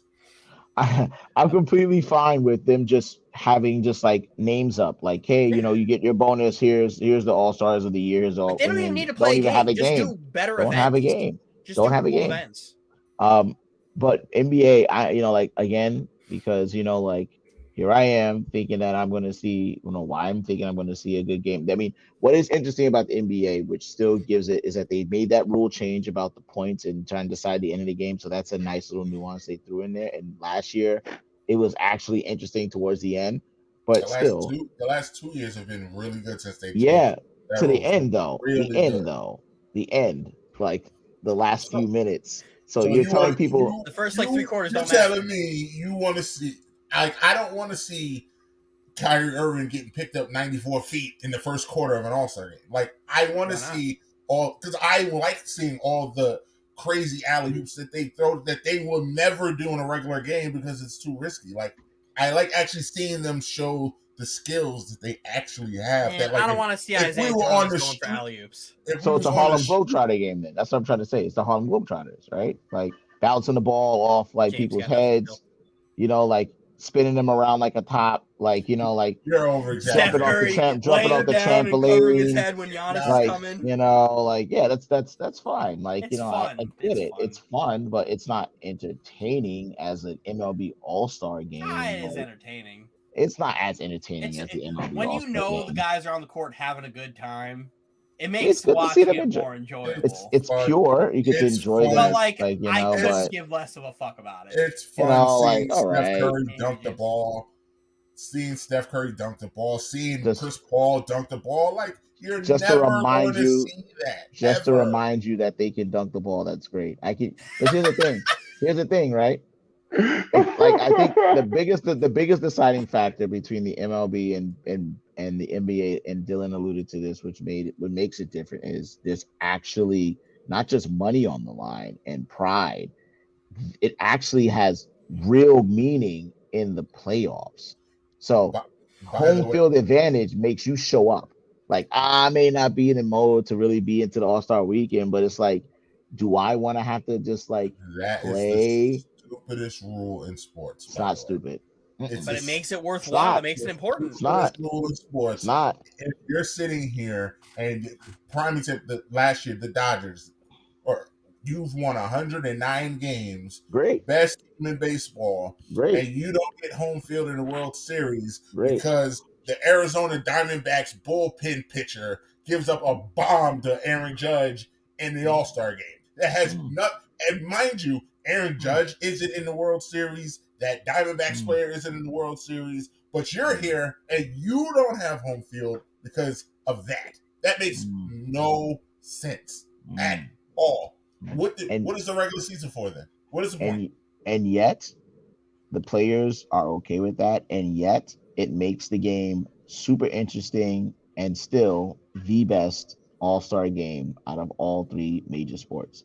They said we're going to go to extreme levels. We're going to put something on the line. The NBA chooses to do nothing. They're just like, come show, play a little bit, maybe not play a little bit, you know, enjoy the pureness of the game. And I get it, I understand. But, you know, like, you know, there was a time where the NFL All-Star game was like, you know, but we're never going to get like that type of like Sean Taylor laying out the kicker like in NFL All-Star game. That will never happen again. Never again. Never happen again. Because, you know, That was You know, I was gonna say something. That's actually bad. I don't taste. I don't blame them. Listen, I don't blame them for not wanting to actually put their bodies on the line for a game like that because it's nothing on the line technically for them besides money that like they probably already make a chump change because outside of a few rookies on the rookie contracts, they're the ones that care about that money. But the other guys, I mean, like whatever, like When you've been around the block, and none of it means there's the reason why the uh, vets don't really get involved in it. But like you got a guy like Kirk Cousins who literally doesn't live for anything going because like that's all he can get at this point in his career. fingers That's all crossed, he All can Star get. game is going to be fire though. Fingers crossed. I'm I gonna hope watch, so. Mike. I'm gonna watch, Mike. I think it Shout will out to be. LaMelo Ball. And let's we're gonna touch on that actually right now. Let's get the well, you said it, so I'll put LaMelo up first. Just recently, Well deserved. he Definitely will well be deserved. I don't think you could have an all-star like weekend without a guy who plays his style of basketball. Not to mention on a team that's winning, and he low key does. I can make an argument for him to be an all-star. And What DeJounte a- Murray. This guy This should guy have been on This the guy team too. from rip. He should have been This on the guy team. too. This guy too. I Another think guy because the who's been, Spurs have been struggling, that's why he hasn't really been getting recognition. is he there? Yes. I was about to say another sneaky guy that's been really List. good. My man, Darius Garland. I was so happy to see him. He's that Cavaliers team, man. There's another Cavalier player that should be on this list. And Jared Allen. Jared Allen Allen. should 100% be on here. Why is Chris Middleton here? I mean, he's Like, legitimately, why is Chris Middleton here? He's second in command, man. But like hasn't had a good season. I mean, I don't know. he's having an okay season. He hasn't Better than Jared Allen. He hasn't played enough games for me. I agree Get with you, James Harden Devin. off this list too. I that's my main complaint. I don't think James Yeah, but Harden he's a deserves to be on this popularity team. vote. Yeah, I this is don't- popularity. But this was done by the coaches, and I don't think James Harden deserved to be on this team. Absolutely not. You're shooting career worst from three, career lows from field goal, and you're a bitch. You can't be on this list. Yeah, he's having an off year, but he's still an all-star. So, like, at the end of the day. What has he done Is to he be an having all-star? an all-star year though? Is he having an all-star year? He's not. The same thing There with Chris have been Middleton. so many players who've been washed up for years and still made first ballot in the All-Star. Like, you know that shit eventually just becomes a popularity contest. Like, yeah, they still value talent, but again, There's only one center on this team. That's one another reason why Jared Allen should have been on this team. There's only one center on this team, in Joel Embiid. You can't put another that's all you center. need. That's all the big man you need right there is Joel Embiid. With the year he's had. Do we have sound? How many centers are on the West? Hey, James is back. James is back. Hey, Well, three. You have three centers on the West. As he should. Gobert, Towns, and Jokic. Jared Allen needs to be on. Jared Allen needs to be on this team. Whether you take out James Harden or Chris Middleton, like Jared Allen is a massive snub. Yeah. He's been having an excellent year. Now that I got some sound, man. Oh, I got some shit to say. Oh, here we Excuse my go. Don't make me language mute to the you. Supporters, to the supporters and the fans. I couldn't stand here. I was killing me to hear Roz get these takes off about the NBA All-Star Weekend. True. True. Hearing what I was I hearing. said what I said. I don't mean to go back. I don't mean to go back. But to hear the things I was hearing and not being able to speak on it, no pun intended or all pun intended. I like that. I like that. Oh, but It was kind of crazy. I do agree about the home run derby. They have been crazy for years. The home run derby has been crazy. One of my favorites is Robinson Cano with his father pitching to him. Yeah, totally back. Yo, I totally forgot about that. Yeah. One of my favorites right there. But and the All-Star weekend for the NBA has plummeted a lot. I can't front. It has plummeted a lot. A high, Vince Carter, perfect night. A low, Paul George versus John Wall with all the lights flashing. Yeah. That was one of the worst dunk contests I've ever seen. One of my favorites, Gerald Wallace versus Jason Richardson. Underrated. Jay Rich, man. Underrated. Jay That was a Rich, good dunk man. Spencer contest. Dinwiddie bringing home the skills challenge, and Joe Harris beating Steph Curry in the 3-point contest. That was good. That was surprising, and that was made good. Joe Harris the greatest 3-point shooter of all time, beating Steph Curry in a 3-point shootout. That's how that works. Oh my God! That's how that works. See, When you beat the best 3-point shooter of all time at a 3-point you're shootout, you're that's how that making works. this argument hard for me. I'm trying to fight for the NBA All Star Weekend, and you're making it bad. Another high. Phoenix almost having a complete sweep, but Amari Stoudemire losing the dunk contest Yep. to what was it? Was it Fred Jones? No, it was to Jason Richardson. I thought the backwards between the legs. Yeah. That's right. Yeah, Levine, some Aaron Gordon. great time. Aaron Gordon. Levine and Aaron Gordon was That good. first matchup was, That was a really good one. unbelievable. That was Unbelievable. arguably the best dunk contest since 2000. Yes, I mean, when The- Iggy was it's probably Iggy was the in there best too. got robbed. versus. It's Aaron probably Gordon the got best robbed. versus Back since to- Dominique and MJ. MJ, yeah. The Iggy one, because the Iggy Vince- one was awesome When too. Vince did it, it was just Vince by Yeah. himself, just sweeping Yeah. everybody. No, he had no contest. I don't think Nate should have won, man. I think Nah. that Iguodala was going sick. He Iggy was going sick. crazy, The man. jump from behind the The backboard. backboard. Come on now. Come on now. Come Hey. on now. Come When on they started now. letting fans get involved in the fucking final voting, that's when shit got rigged. I mean, you got Dwayne Wade out here robbing people, so I mean, Oh man, him Yeah. giving that's also a living Insert infamy. Dwayne Wade squinting eyes right here. Got to. Everybody was like, "What?" Like, what? Yeah. But I mean, I mean, but yes, I do agree. It has had some lows, consistent lows. But the the highs jersey- of the NBA All Stars, fantastic, man. of Yeah, course, I of mean, course, of the course, ju- of course. What happened? Whatever happened to that? To the jersey numbers changing? That was supposed to be a thing, right? What happened to that during the All Star game? Remember, yeah. Adam Silver had Oh a yeah, big yeah, old- yeah. he had a big old Yeah. presentation, like an Apple TED talk almost about the jerseys. I remember that. Yeah, no, that's not a thing. Now these jerseys that we got this year look like warm ups. Can Mhm. you imagine them having those jerseys and then they just don't work? And they Yeah. just flat out don't work, and they just Yeah. start glitching mid game, and everybody's got like decimals. Yeah, I mean, That'd be only a the real, massive hiccup. as long as you got the real fans watching to be able to just separate the players from each other. But if you have like the casual fan watching or the big wigs that's just looking to see where their dollars are going, and you see something like that happen, they're just like, pull the plug. Remember when All Star Weekend also used to have dope jerseys? Yes. Yeah. And sneakers too. The sneakers and used to sneaker- be we- crazy. That's a great point. Listen to the chalk talk that goes up about hoop sneakers, because we talked about that too. It seemed like Yeah. every All Star Weekend from like 2010 to 2014, Kobe, LeBron, KD had these sick All Star Sick sneakers colorways. that came out, Sick colorways. Instantly sold and out. they were always Instantly. fire, always fire. The last like dope jerseys I remember, I think, was Russell Westbrook's sophomore year in Phoenix, where they had the rookie sophomore game, and they had just like this purple and teal jersey. I know what Yeah. you're talking about. Unbelievable. Like that was the last time I remember it being like a cool jersey, and then everything else has just been like a red or a blue or a white or a yellow, and it's just Or like orange, here. or black versus white, It's- or gray versus that white. black versus white was so fucking terrible. Yeah. Where's the creativity, NBA? What are we doing? Hey man.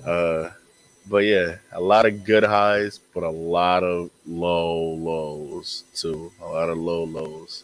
We got Clay in But, the 3-point contest this year, though. So, But man, Roz, I can't agree with you, man. There are fans that love to see, just like Mike is saying, there are fans that love to see the the Steph Curry bounce alley-oop to Antetokounmpo. They love to see the Damian Lillard versus Steph Curry half-court shots going back and forth against each other versus each other. They love to see the LeBron half-court pass to Steph to shoot from half-court. They love to see that stuff in the beginning of the game. So it's all about the antics. It's all about the entertainment in the beginning. Fun. But once it gets to the end of the third quarter, at least into the fourth, no more games. Yeah, it's just let's If I step had an up. opportunity to go to But any it's All-Star always thing, been I'd like say that. it's This is NBA. nothing new. Step up and All-Star watch NBA Curly weekend Neal. is Step the up and one. watch Curly Neal against the Generals. You know what I'm saying? Like, Man, why not? Why bro, not, man?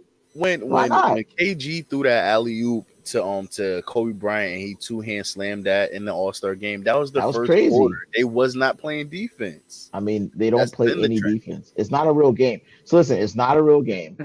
And that's what I'm saying. That's why it's second worst. It's not the worst, right?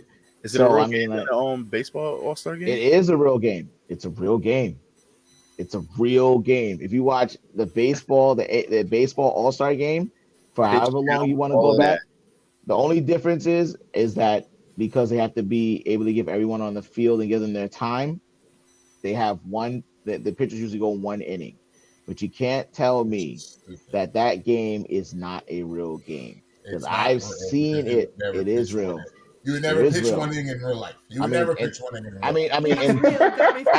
I mean, unless you're Garrett Cole in the playoffs. I mean, yeah, I'm about to say, with the openers now, are you sure we're not pitching pitchers for 1 inning? I don't know about that, but regardless, right?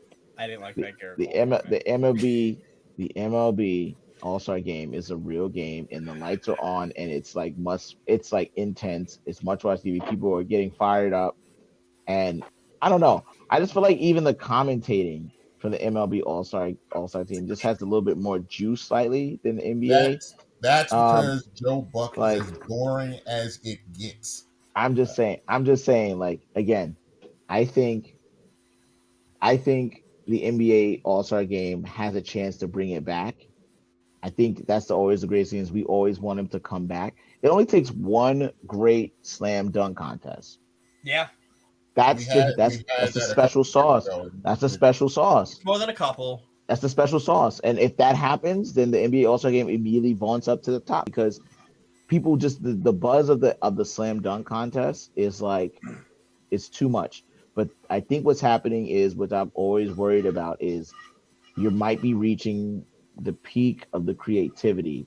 Like almost everything under the sun has already been done. And so it's like, tough. How many times can I watch dudes put it between their legs and dunk it? Like how many times can I watch somebody, put it all the way between their legs and reverse dunk it? And it's not their fault because like the human body can only contort in so many different ways without them really hurting themselves. But like it is what it is. Then you're gonna have to change the formula, which I think they should really consider making the actual game something worthwhile. I don't know how they're gonna do it or what they could do it, but they could do some stuff, whether it's more money, whether it's also being able to have, like the team on that particular coast have like maybe home field advantage, maybe have an extra game to win that. I know they'd be up in 3-on-3 tournament. A 3-on-3 tournament, you know what I'm saying? To Draft your determine, teams. I don't know. I don't know, I don't know. that would be dope. Like, I a don't 3-on-3 tournament or even a 1-on-1 or something like that. Yeah, like switch up. Switch it up. Happen, but 3-on-3 tournament. Switch it up. Yeah, that would be it is dope. Olympic sport now. And they you got would the love big to three. see that. I would love to see that. And as far as the dunk contest goes, I see what you're saying, Raz. My best answer to that would be they just got to get more gimmicky, add more props. Just get goofy. Just do it. You got to get more goofy, man. Like, all the way bring in. out all the cans and jump over. Bring out the props and the SpongeBob and all that stuff. Remember when John Collins pulled out that airplane and broke it? Yeah. Or Jeremy Grant jumped over the painting. Yeah.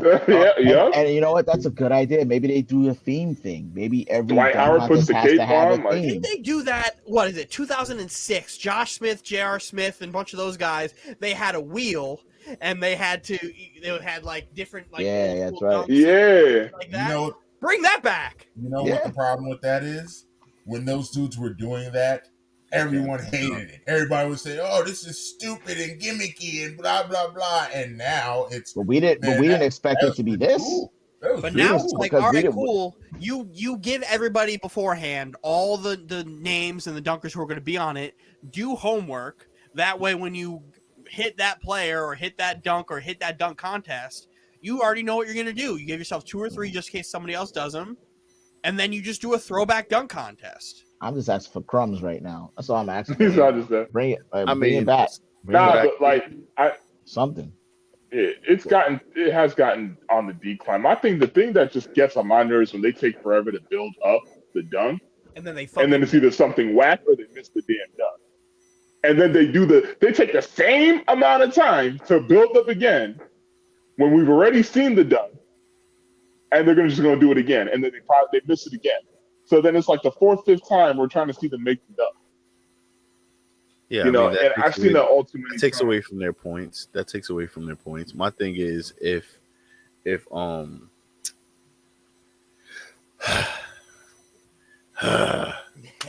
guys are letting Roz win this argument, man.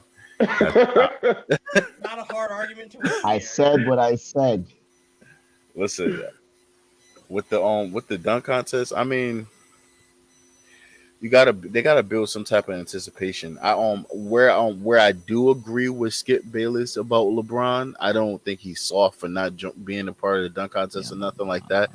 But I do think that LeBron is the reason why the dunk contest sucks because he didn't participate, and now everybody don't want to participate. The stars, He broke the chain. The stars don't want to do it because LeBron didn't. He broke the chain, There's something to that. There's something to that.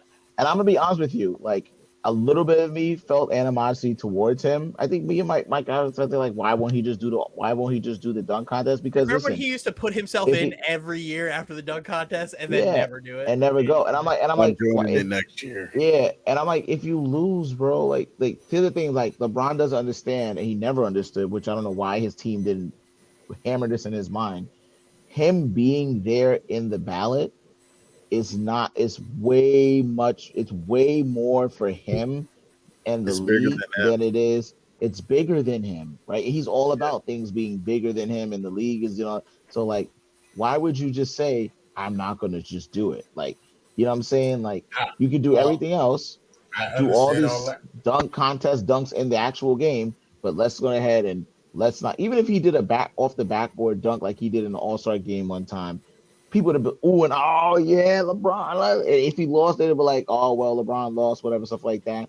No one's going to remember. No one's going to remember that he lost and ram him about that for 5 years down the line. Nope, that's where we disagree. On, man. That's where we disagree. But I agree that he should have did it for the league and all of that. But I 1000% disagree with you on that. If LeBron got in the dunk contest and lost, you would have never heard. He would have never heard the end of it. But then they can't. But listen, he would have never heard the end. But you can't have it both ways, and this is what we have, right? So he decided not to do it because you can't have it both ways. So and the All-Star game is the second worst, right, of all the All-Star games. You know, you're phrasing that very interesting because I can easily say it's the second best. It's the second best. It's second place. Second worst. It's the second best.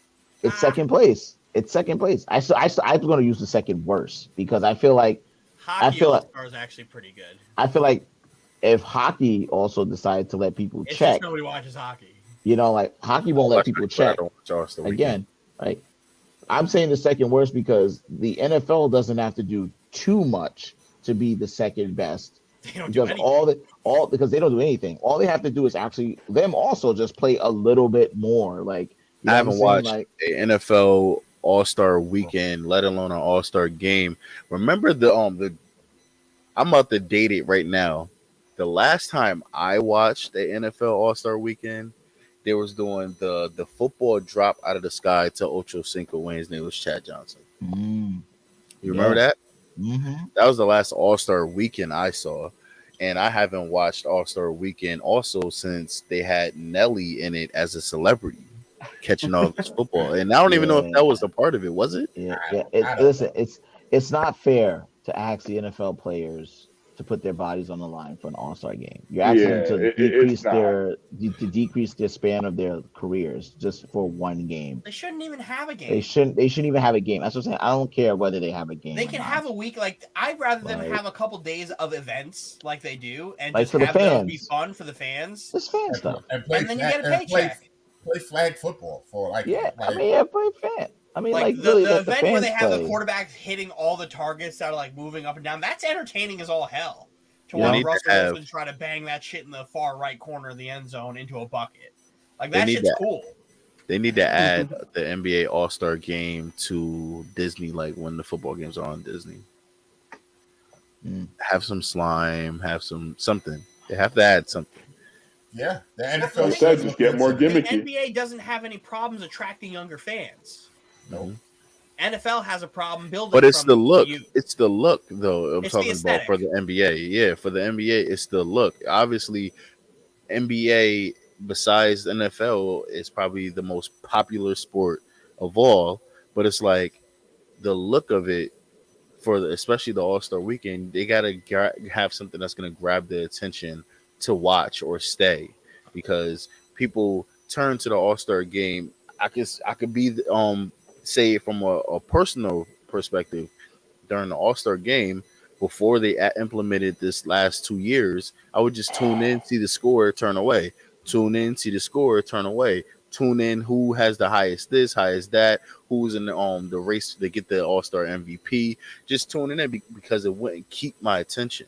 Correct. So they need That's to what I'm get saying. something that's going to hold your attention for the viewers and all type of stuff. They just need something. My know what I would rebuttal like? to that would be is how late it runs. That too. 'cause it That starts too. ridiculously late. It's because of the West Coast and the East Coast. They want to Exactly. make sure that it's just not Like, too I much get for one exactly what you're side. saying, and I'd And, love like- to see that to grow the game more and keep it interesting. But like, All-Star Weekend here runs till like 12:30. Yeah.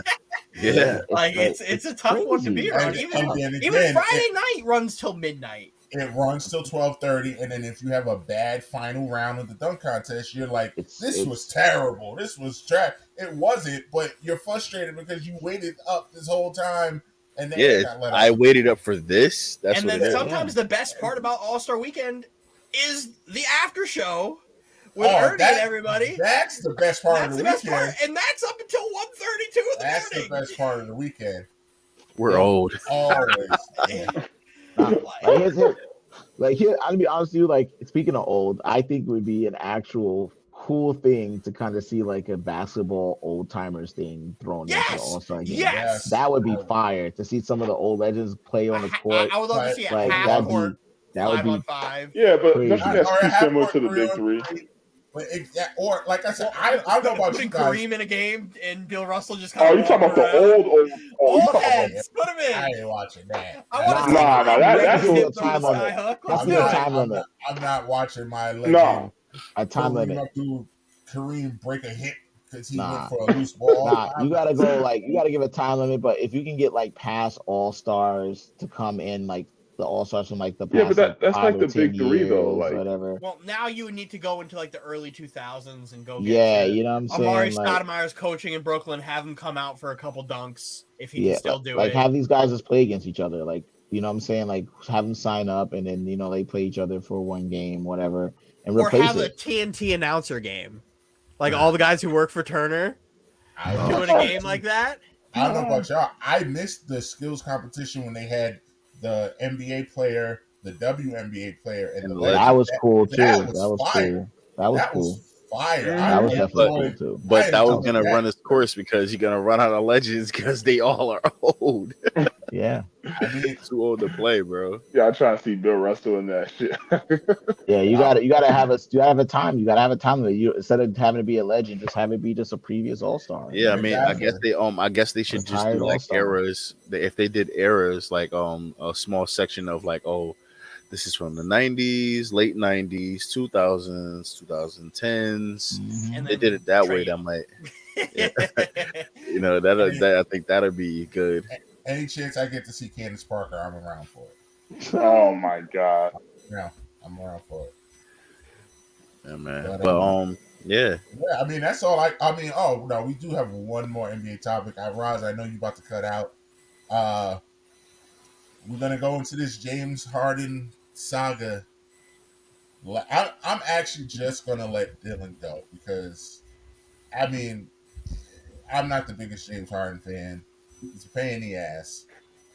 I understand why he's frustrated because this was the dream. Don't do this. Don't. That's Don't. the dream was one thing, and this Don't is do this is this. what Brooklyn got. Don't do this. That's not. Kyrie, James Harden, and KD. Jason That did Terry, not. No. Paul Pierce, No. and KG. No. This is. I did not know this was happening. I'm sorry, Dylan. I I'm put being that in there. ambushed. I'm I've sorry. been bamboozled. I I've been swindled. also inserted this right here: the expectation versus the reality. I'm sorry, man. I'm sorry. I had to get these off before Roz dipped out. I hate y'all. Every single one of you. Sorry, Fucking hate you. But yeah, I mean, Dylan, go ahead. Let's Roz, you out, man. See you, Roz. See you, Dylan, man. hold it down, Dylan. Can't defend myself here. Can't fuck defend these- myself here. Fuck these guys. I'm sick of James Harden. I'm on record of the last like 4 pods of me being sick of this motherfucker.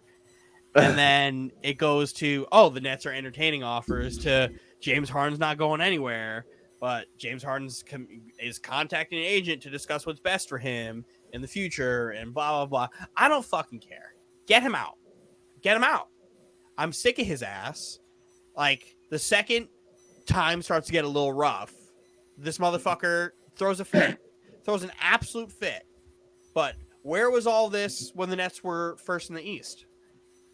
Nowhere, right? I heard an interesting take. I don't mean to end your rant, but I'm gonna let you keep going. I heard an interesting take, and they said that the take is James Harden is a party guy, and the city is shut down. The strip clubs is shut down. The club scene is not popping like how it was in Houston. It's not wrong. And He's living in New York at a weird time. Yeah, man. He's living in New York at a weird time, and a part of me not also having believes fun. that. It's not having fun, man. Part of me also believes that, but like, again, none of this is anywhere around when the Nets are winning games. Right? Nobody heard anything like this when the Nets were first. But he's a fraud. But the second times get a little tough. KD gets hurt and isn't playing and is out for a couple more weeks. Then all of a sudden, James got a problem. He's out with a hamstring injury, man. Yeah, right. Fucking hamstring. Yeah, but Dylan, you gotta get same injury from the playoffs. You gotta give him a little bit. About not having your player for a certain amount of games in the playoffs. How coincidental that the hamstring starts to flare up right when he's trying to get out and throw a fit. Coincidental. Nah, man. I don't believe that shit. I don't believe that shit at all. He's literally at this point slowly getting onto that my DeAndre Jordan dead to me list. slowly, like he's almost there if he keeps up this bullshit. What's funny is we talk about the hamstring injury, but he's gonna play it all. Again, the hamstring injury is real, right? It's a real injury. I'm supposed to fucking believe that the hamstring injury is a real injury when he's going to be in the fucking All-Star game. But he hasn't played in the last 4 games because of this injury. And when he does play, he's doing nothing. Meanwhile, KD is itching to come back on the court. KD's trying. And the Nets are like, nah, bro, you sitting this one out. Nah. He's literally like, I want to play. And we're like, no, good. Just keep him out, right? But it's literally Kyrie Irving playing, and now we're on a stretch of games where Kyrie Irving can't play 3 of the next 11. 3 of the next 11. 3 of the next 11. So it's like, all right, cool. Straight, you said a string of games. 8 What, he can't? He can or can't? He can't. Oh, he can't. And on top of that, if Kyrie Irving's not playing, we have a whole starting 5 and a 6th man who are not playing basketball right now. Our 3 highest paid players aren't playing. Our 4 highest paid players, Kevin Durant, James Harden, Kyrie Irving, Joe Harris, aren't playing, and then LaMarcus Aldridge's not playing. Then Nick Nets Claxton. Then Nick Claxton just can't stay healthy either. What's in that water they got over in What? That's what. Like, what the hell's going on with y'all? Like, But at the same time, winning cures all. And I was telling Mike this before the pod started, before you clowns got here. The second the Nets win like 5 straight after the All-Star break, everybody's going to forget this has happened. yeah, but the thing is, it's like, how long is this injury bug gonna like affect y'all? Because it's 8 games in a row now. We had 8 straight. It gets any longer than this, you know, y'all might be in some trouble. It's like, all right, this isn't a blip. Like, Yeah, like y'all need to come back. Because No, well, the thing is, this is going to happen until All-Star. We're going to have nobody playing until All-Star break. And they're going to expect the young guys and Blake Griffin and Patty to carry the show. Like, that's how it's going to go. And we're not going to win games. And then by the time All-Star comes in, we're going to be in the play-in.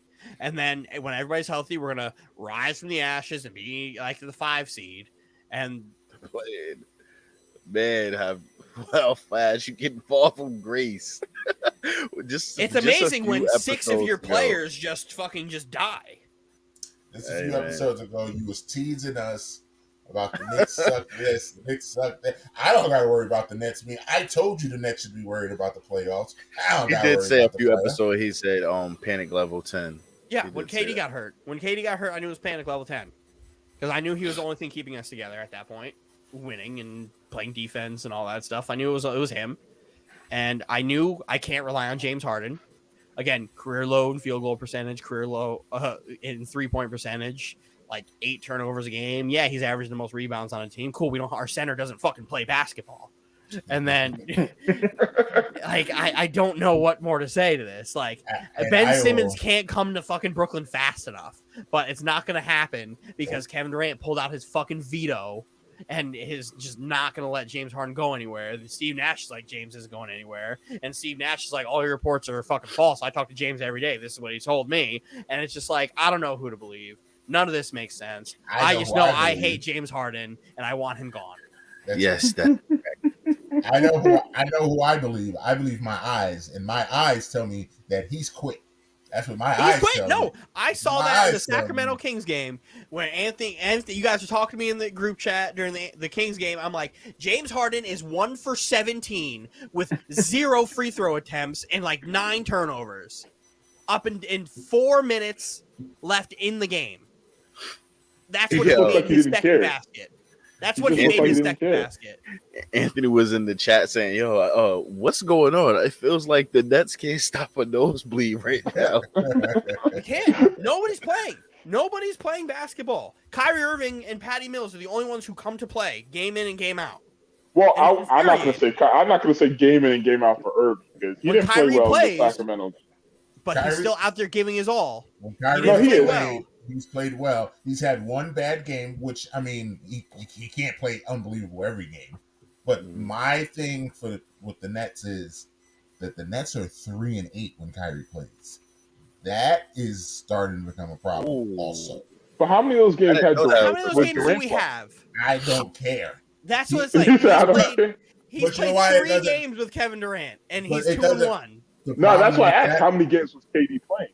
But the problem with that argument is if you have Kyrie and James Harden as your backcourt, that should be the second best or best backcourt in the league. Should be. But James Harden's a fucking bitch. Whoa. Language. Shave the beard, Brooklyn. Shave the beard. Get rid of him. Give me Ben Simmons and Seth Curry and keep it moving. Ben Simmons 18, 8, and 8 is going to be the same as James Harden's 18, 21, 8, and 7. That's all hopeful. That's all hopeful. You don't think Ben Simmons can come into a game, any team right now, and give you 18, 8, and 8? I believe he can, but I also can believe he can't. That's all hopeful. And then you get better spacing from Seth Curry that we haven't got because Joe Harris hasn't played basketball in 4 months. Yeah, man. And then when Joe Harris comes back after All-Star break, then you have more floor spacing. Then everybody's 3-point percentage goes up because you have the 2 guys who are shooting the basketball from 3 better than the majority of the league at 1 point shooting they're taking all the shots, they're making it. Then KD has to shoot less threes. Then James Harden has to shoot less threes. He makes more. They take less. His percentage goes up. KD's percentage goes up. Everybody goes up. Everybody wins, right? That's kind of how that works. But I have to fucking keep sitting here with this motherfucker James Harden, who quits games in the third quarter when he doesn't get foul calls. He brings the ball up half court, gives the ball to Kyrie to do something, and just stands by the half court line at the corner before half court and fucking the sideline, just sitting there doing fucking nothing. That's because Kyrie is Kobe reincarnated. That's why. If you give Kyrie the ball, it's like the black hole sometimes. But Kyrie is also the one who has to become the facilitator, which he's not. When you're James Harden, you are James Harden. You have led the league in assists. You are one of the prolific offensive scorers of all time. Where is that? But Dylan, it doesn't matter because he averaged 36 in the season. In that one season, that one time. Shout out to the riches. He's the greatest shooting guard ever outside of Jordan because he averaged 36 in the season. I just have no idea how much I am loving every minute of this because I will reference this on every show, and Dylan knows exactly where I'm going because the day that trade went down, I messaged Dylan and I told him that's why you're not going to win a championship. That guy right there, and I will sit here every week. I am being proven right every week. That guy, you can't win with him. You can't do it. When he's your third best player and he plays at a super high level, like he did like all last season, when he played with us, and then he got hurt, whatever. But every game James Harden played for the Nets last season, like without KD or Kyrie, was a fucking like 45-point triple-double and a win. I heard like that's how that was. And then when they played together, they're 15-3. Yeah, and that's great. And the stat that I heard yesterday that this Brooklyn team has been together for 2 years. We know how injury laden the Lakers have been this year, and Westbrook, LeBron, and AD have already played more games together than Harden, KD, and Kyrie. That makes if no Giannis didn't purposely sense. injure Kyrie Irving in the playoffs, Oh my god. we'd be talking a completely different. Again, it's amazing that when you land under somebody at the 3-point line, it's a foul, but when you land under somebody underneath the basket, it's not. I don't make the rules. Hey, that's one. Right? What I had this James Harden last year. Where is this James Harden this year? You didn't have this James Harden last year. Not the 60s and not the 60s, but I've had 50s and I've had a ton of 40s, triple doubles in wins. That man was on a tear. When we first got James Harden, he came out and he balled. That man is a gunner. I wish I had Gunner James Harden. What are we talking about here? I wish I had Gunner. Now you getting a more laid back Harden. I'm getting a Harden who doesn't know whether he wants to play basketball or not.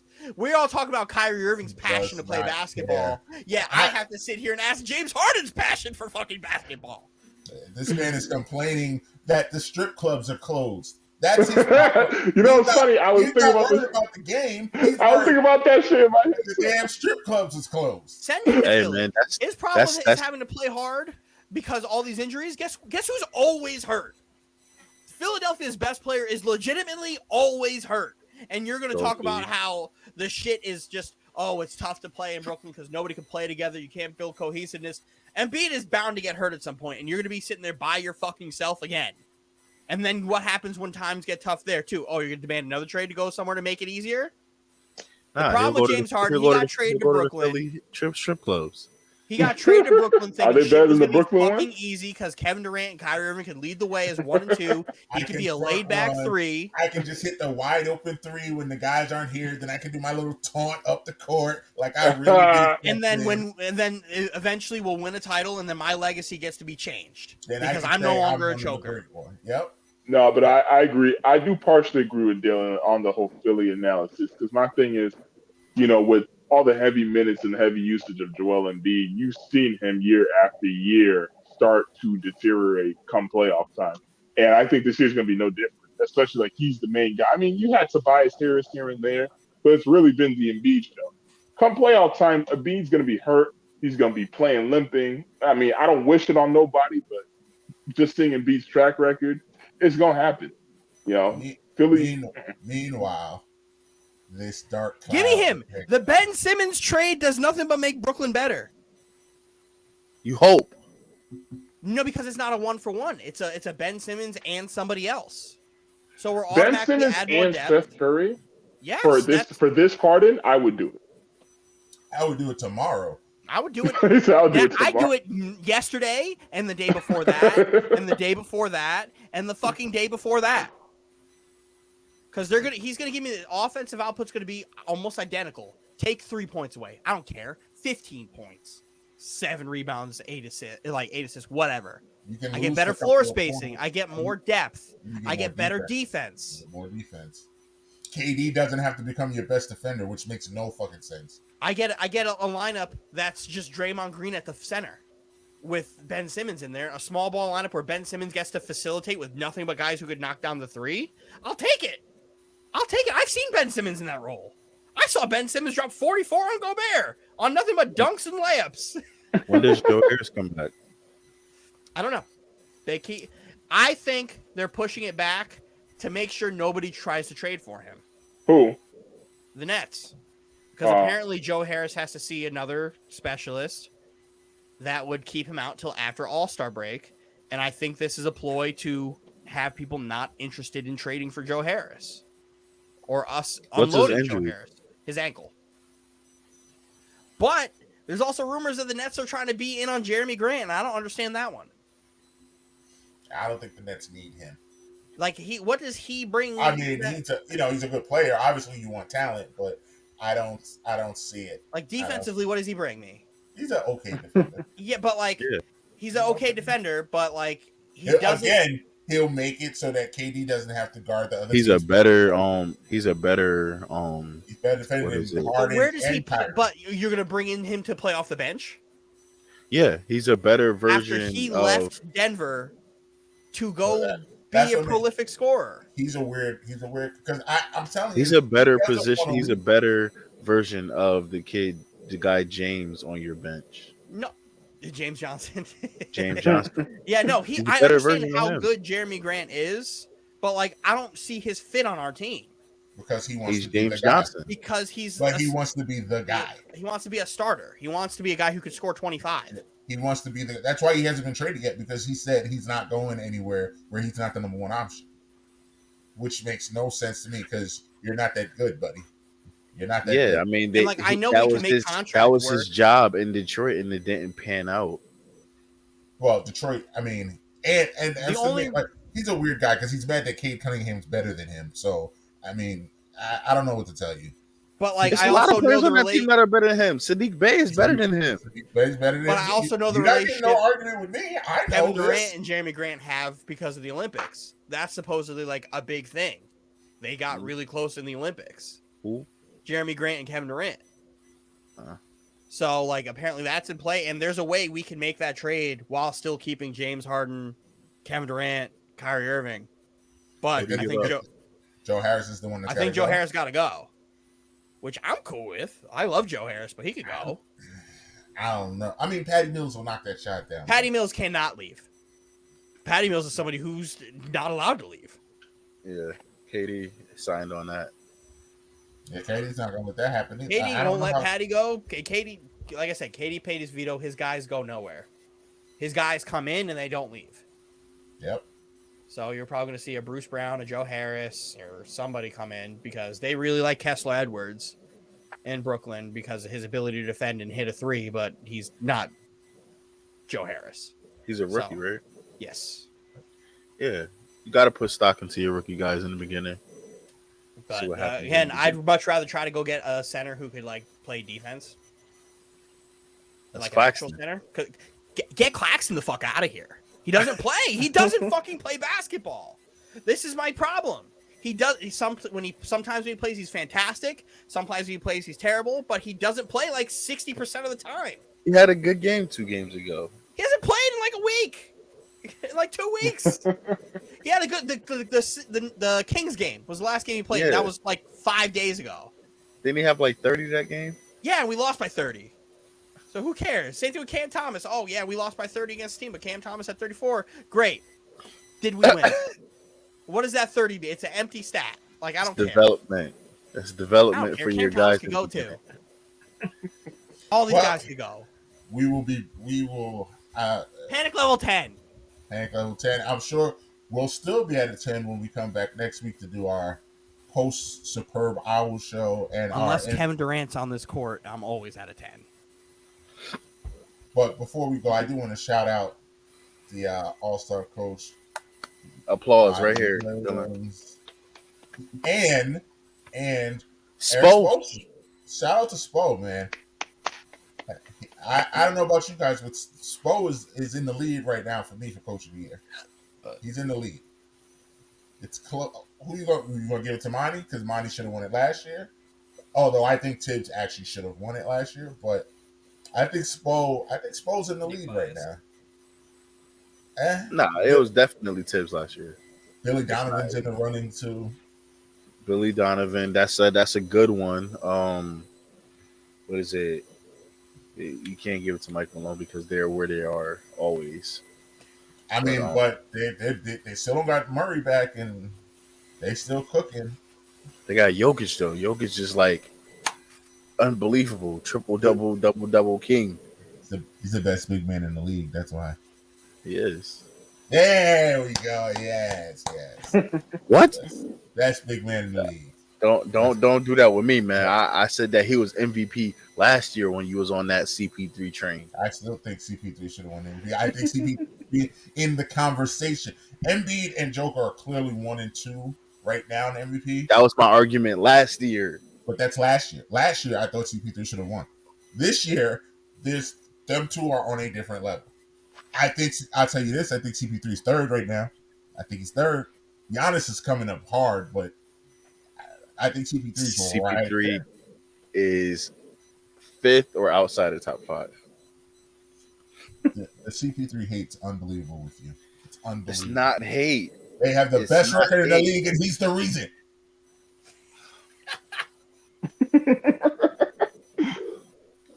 It's all right. It's okay.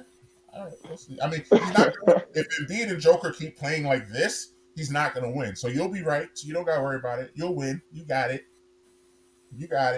But don't let either one of them get hurt again.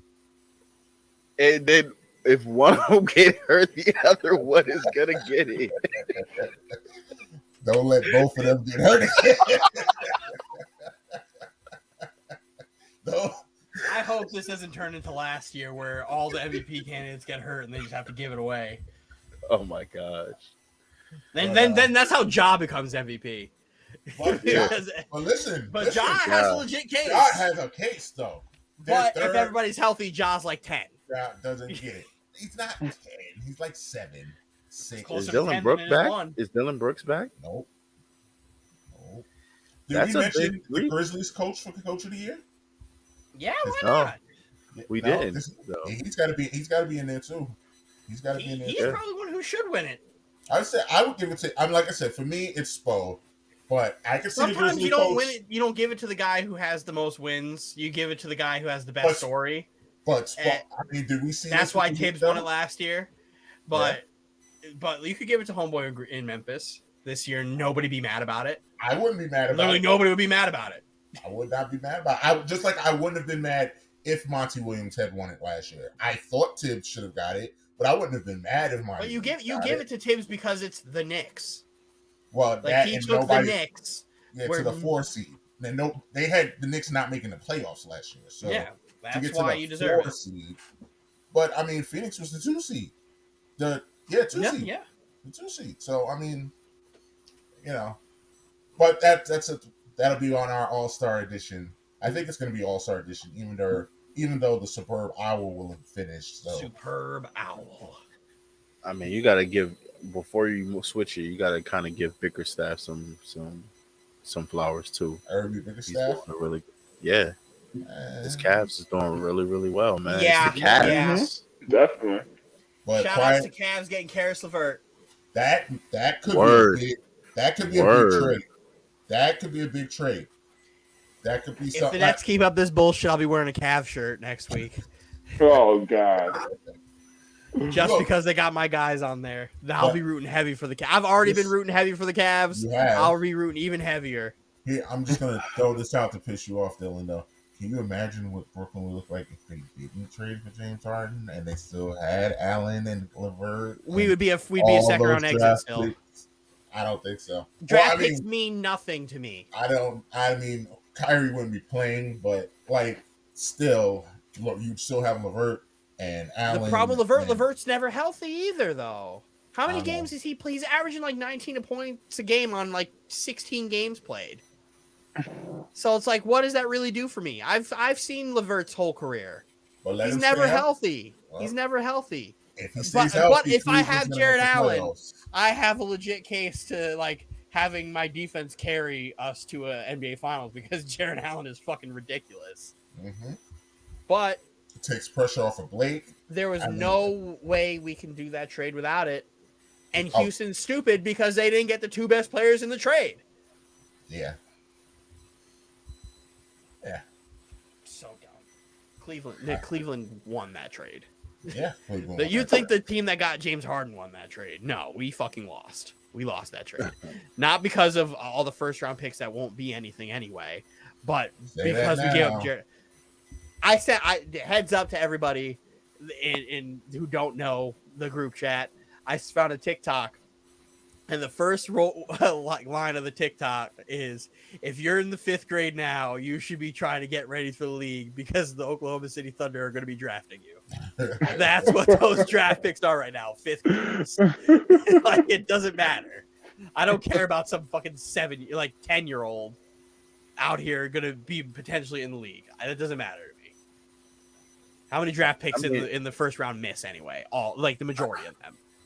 I mean, man, that statement is very, very vague, man, because every draft pick at some point in time, no matter how. Come on, man. In the NBA, literally, that's one 7% of draft picks work out. It doesn't matter. That's great, man. To this day, if I were to ever see Billy King in the street, I'm fucking shooting him. I don't have a gun, but I'll fucking get one, and I'm shooting that motherfucker. I just want all our YouTube viewers to see this. This is what Dylan's gonna look like at the rate the Nets are going right now. This will be Dylan by the time we get to the playoffs. This is also a callback. Yes. And Mike decided that is a permanent mainstay in the it will never be deleted. Never. There will always be a time at some point in every episode where we can pull this up. Why are you yelling right now? He's yelling because I delete stuff from the brand. I got rid of his Mekhi Phifer. He wanted to kill me. I'm still mad about that. I'm going to get Mekhi Phifer back. I could have used it tonight. Mekhi Phifer is a very accurate assumption of me currently. It is, actually. It is. You should have seen the hope I had yesterday when Blake Griffin hits 5 threes in the first half. And then we proceed to not score in the third quarter.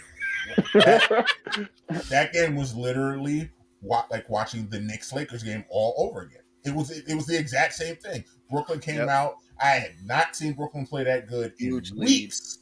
In weeks. It was like, oh, here they come. Here we go.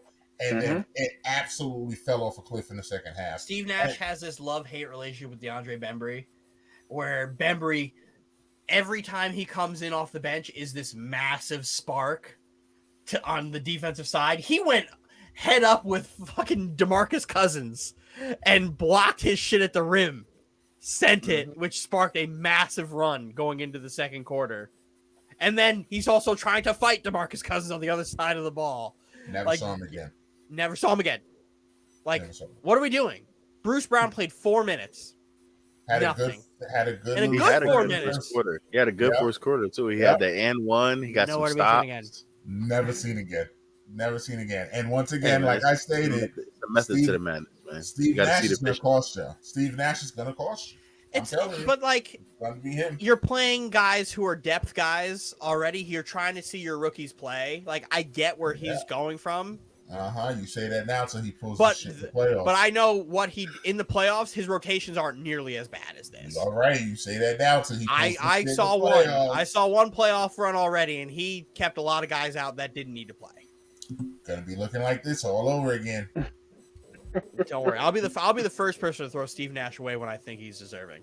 But when your top 6 guys literally aren't playing, like I could give a guy a pass. Right, yeah, he's got to throw a pan at the wall, see what sticks. Exactly, because you could always fall back when shit gets real tough. You could always fall back, and your guys are gonna get down and gritty. But you got to see what your young guys can give you.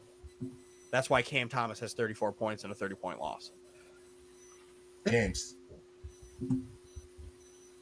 I will fucking find you, Billy King. I will fucking find you. Wow, Do you know this motherfucker Billy King still has the nerve to say he doesn't understand why he doesn't have a GM job in the fucking NBA when he's the reason you cannot trade back-to-back draft picks in a year because he got me fucking over the hill Paul Pierce, over the hill KG, and Jason Terry who lasted for like 10 games.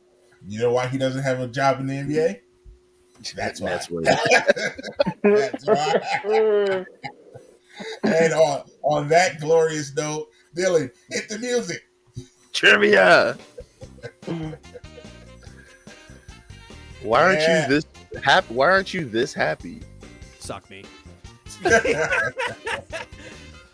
right. Anthony, don't sit up like you're about to do something, Anthony. Don't Anthony, sit up like you're about to I brought back a favorite. We're going career paths.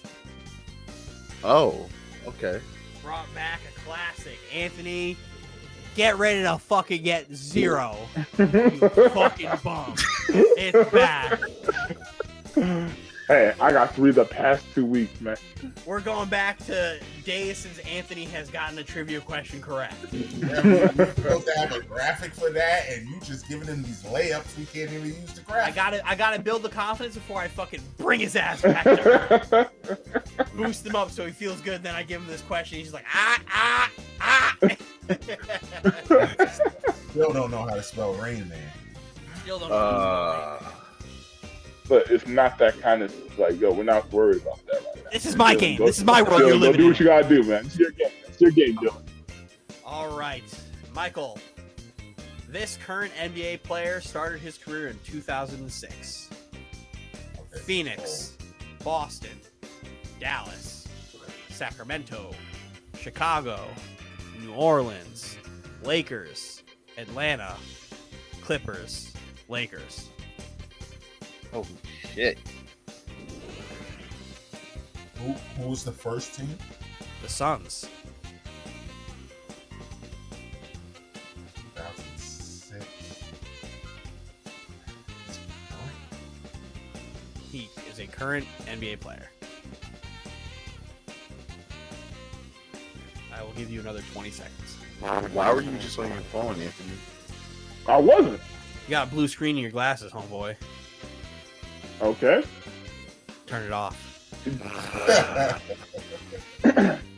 got 2 screens up. I don't. One's a switch. One is definitely not a switch, and the switch is in the other room. Uh-huh. All right, Michael, I need an answer. Do not have one. All right. Anthony. Nope. All right, that was quick. James.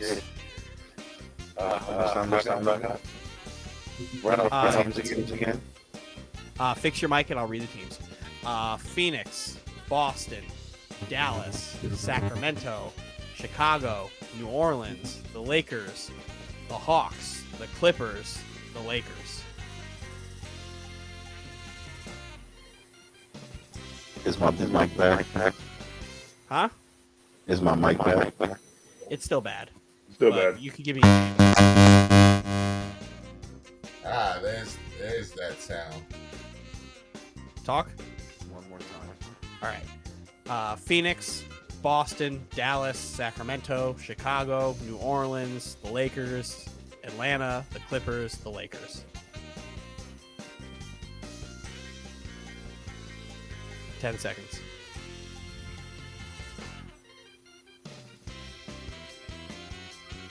All right. I need an answer in 2, 1. Shannon Fry. Well, he currently plays and he's currently on the Lakers. He goes by the name of Rajon Rondo. Rondo is on the Lakers? No, he's not. He's not. Oh He shit! has- Where is he? is- Oh, he's in Cleveland. He's in Cleveland. Okay. Oh, Come on. His basketball Get his yourself a basketball reference didn't update, buzzer. and I just realized it now. I will give myself clown face. Yep, I'll give myself clown face. Blame basketball reference. That's where I got all these from. This is the Basketball first reference. in Dylan's trivia where Dylan has been wrong for his own question. I have been. No, this is the second time. The youngest triple double record. Oh yeah. Shout out to Rob. Shout out to Roz. But yeah, Got no, that. fuck you, basketball reference. You've created an enemy out of me. Look you in your fucking soul.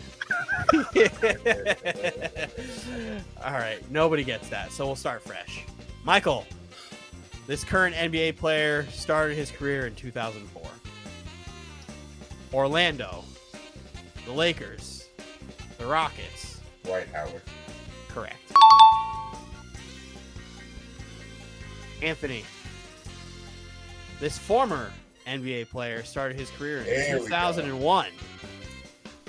Chicago, New Orleans, Charlotte, Dallas, the Knicks, Dallas, Phoenix, the Lakers, Houston.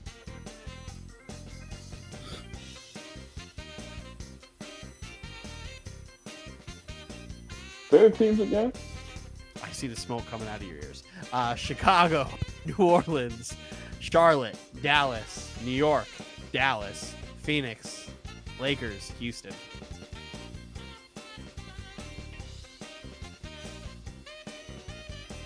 I'll give you 10 more seconds. Give me 13 more seconds. Nope, you get 10. While he's counting down, run it one more time. 3. Chicago, New Orleans, Charlotte, Dallas, New York, Dallas, Phoenix, Lakers, Houston. Anthony, I need an answer right now. Shit. Yeah, I ain't got none. All right, James. One more time.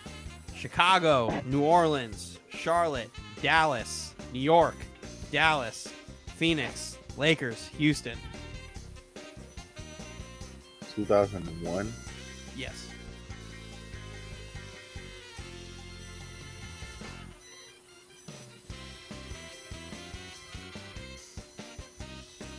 Ten seconds. Lakers to Houston.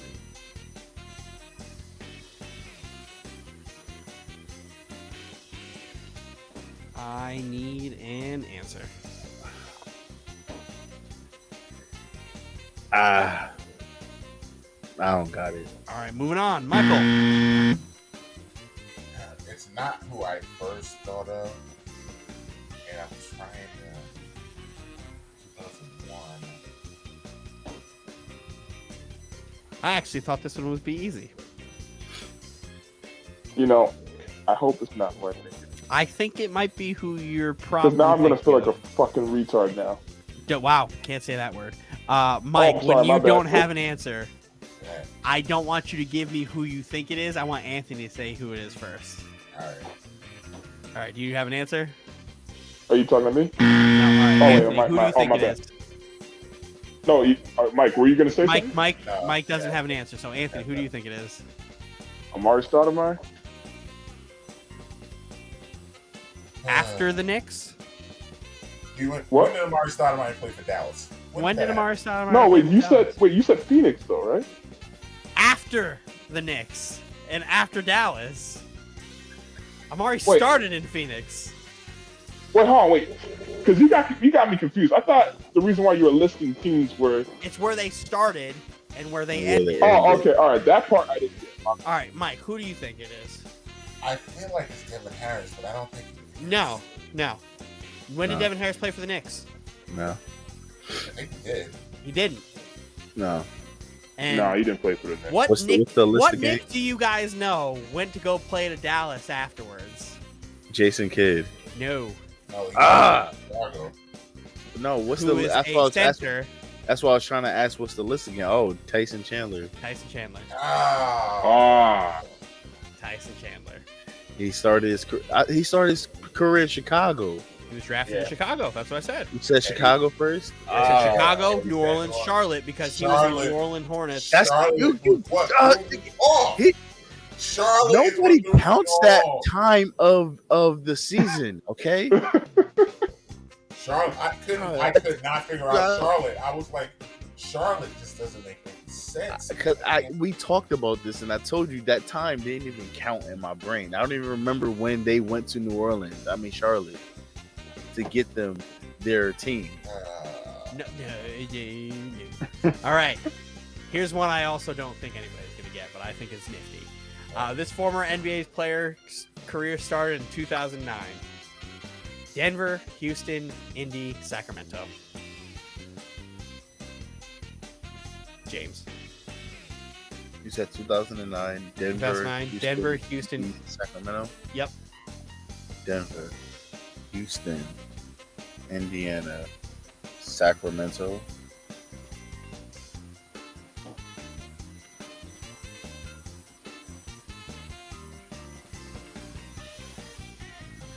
Denver, Houston, Indy, Sacramento, 2009.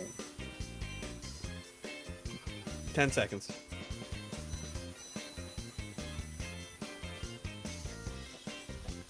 I need an answer in 3, 2, 1.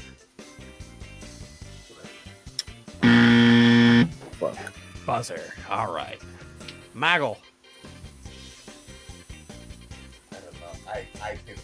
I have an idea of what I think it is. In my head, I have a shooter, but I cannot put a name on it. I don't think it's a big. I think it's a stretch. That was a sniper.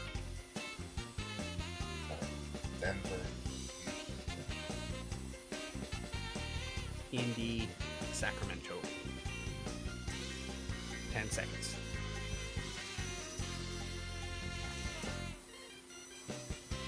2, 1.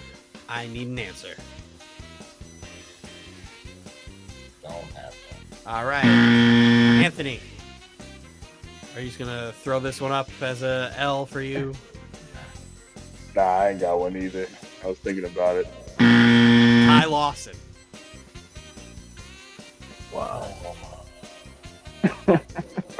Didn't Ty Lawson play for Charlotte? No. He No. did not. That he did not. That was Denver. That That was light blue. That light blue and yellow. Yeah, and then he played for Houston. I He don't didn't spend remember any. Andy. He didn't spend a lot of time in his last 3 teams. I remember the Sacramento, but I do not remember the Indy. He was there for a cup of coffee. All right, Michael. This former NBA player started his career in 2005.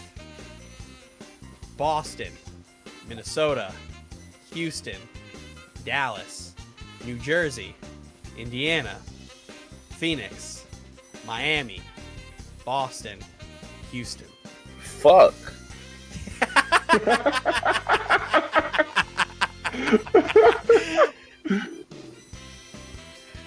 There's a couple of these ones that I got that I'm like, oh, this is hilarious how long their career is.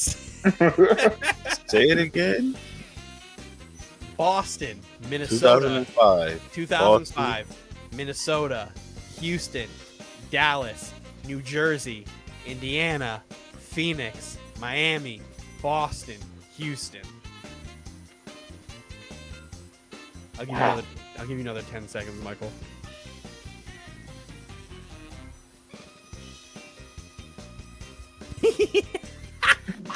Current or former? Former. All right, Michael, I need an answer.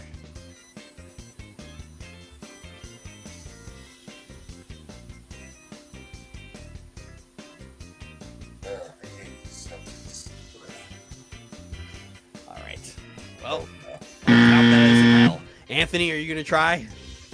Say the teams one more time. All right. Boston, Minnesota, Houston, Dallas, New Jersey, Indiana, Phoenix, Miami, Boston, Houston.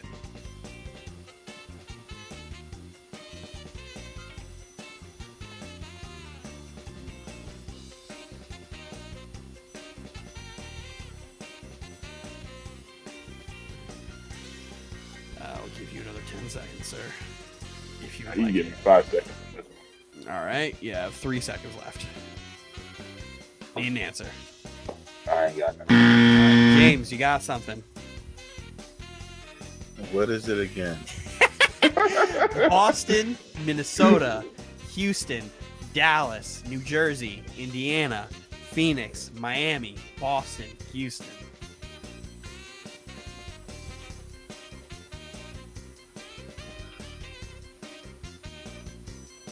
One more time.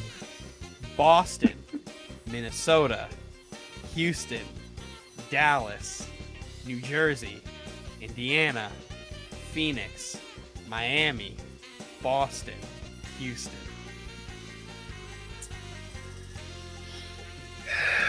I think I have an answer. Okay.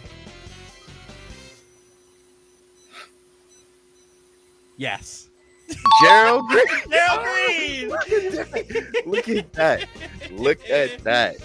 Look at that. What? Yes. What?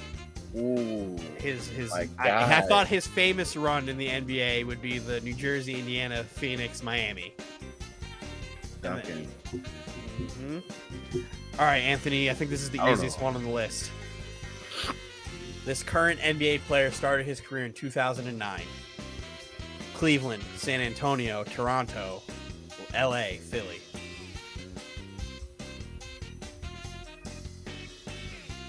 Current LA player? Lakers.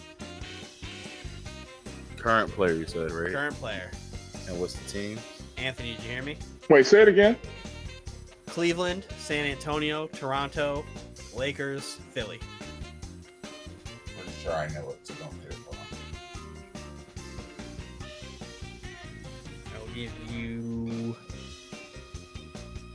10 seconds. This is hands down the easiest one on this list. All right, Anthony, I need an answer. All right. James, Say it again. Cleveland, San Antonio, Toronto, Lakers, Philly. Cleveland, San Antonio, Toronto, Lakers, Philly. Cleveland, San Antonio, Current player. Toronto, Lakers. Yeah, Mike Philly. knows it. I'll give you 10 more seconds.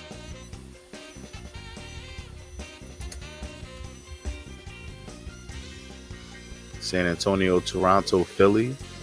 San Antonio, Toronto, LA, Philly. I need an answer. Right now.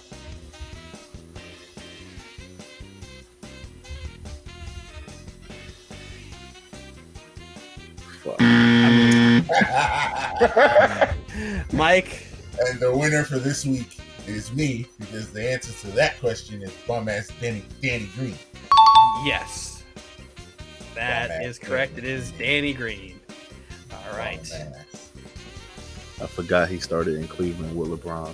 I knew Yep. I knew Cleveland what was hanging you up. Yep. I knew it. But I thought for sure the San Antonio, Toronto, LA. that when What? And then I said current. Toronto, And LA, then Philly. I was like, Philly? Oh. Duh. Because I couldn't think of who was on Philly. I couldn't think of it. I'm like, who the fuck is on Philly that went from Toronto, LA, Philly? I'm like, and then Cleveland. I'm like, what? Cleveland. All right. But I forgot that he used to be on the sideline dancing with LeBron before he sent LeBron home when he went to the Spurs. All right. Whose question was that? That was Anthony's. That's Anthony's. All right. James, It's a tie. I have 2 up here. They're both current players. Because right now the score is 2-1. It's 2-1, and Anthony doesn't even exist. So.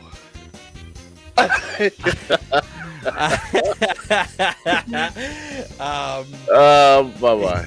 Yeah. Let's just go ahead. Man. Let's get it going. All right. This current NBA player started his career in 2004.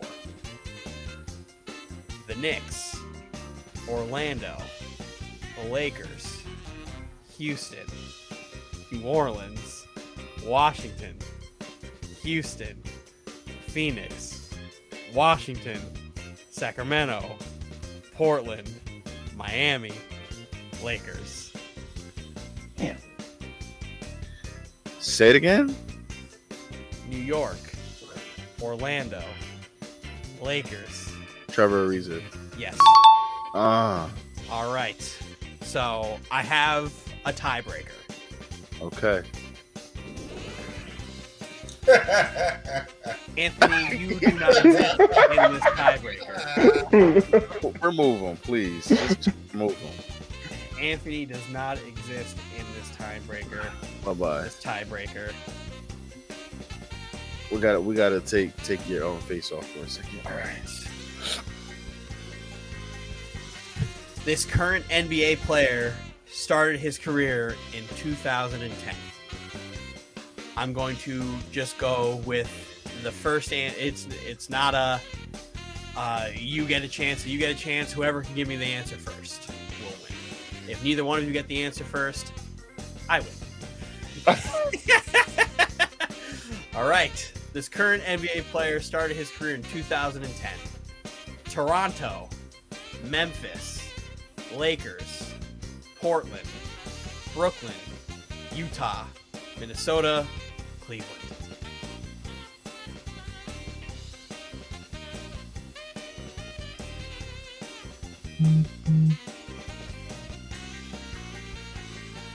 Read me the teams again.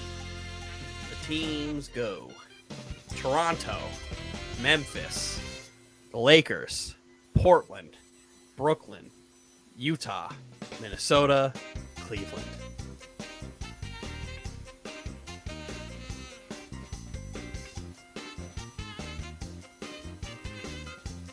Current player. Current player.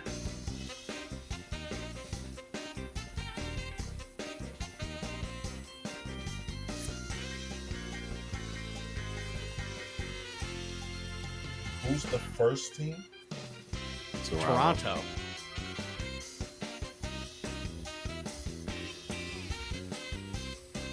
Read it one more time. Toronto, Memphis, Lakers, Portland, Brooklyn, Utah, Minnesota, Cleveland.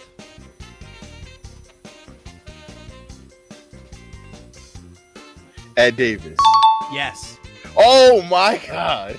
Oh my God. Yeah. James Wiggins. Ring the bell, and this week's winner of Dylan's trivia is not Anthony. Not Anthony. Was robbed. I was robbed. You didn't get a single one. I was robbed. You robbed the people. I was robbed. The suspense. Yes. I must say thank you, Dylan, for giving me another shot. Mike should have won that because I lost automatically 2-1. But man, what a comeback. What a comeback. Wow. Damn, Mike. James has some comebacks against you. What are we doing? Damn. You know how I caught that Ed Davis? Recall to the chat.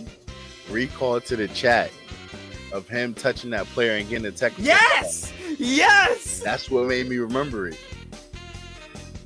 Damn. Mm-hmm. Damn.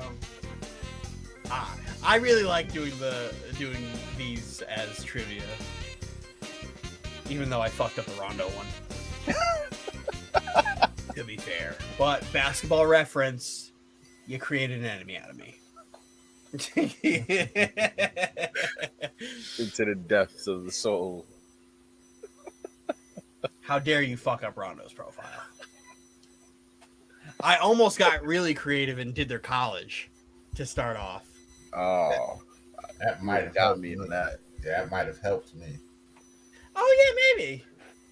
Mike is a avid college watcher. I thought the North Carolina guy was gonna get Ty Lawson, but Yeah, I guess not. I mean, he don't I care did about not- the Clippers. I did not remember the Indiana stay.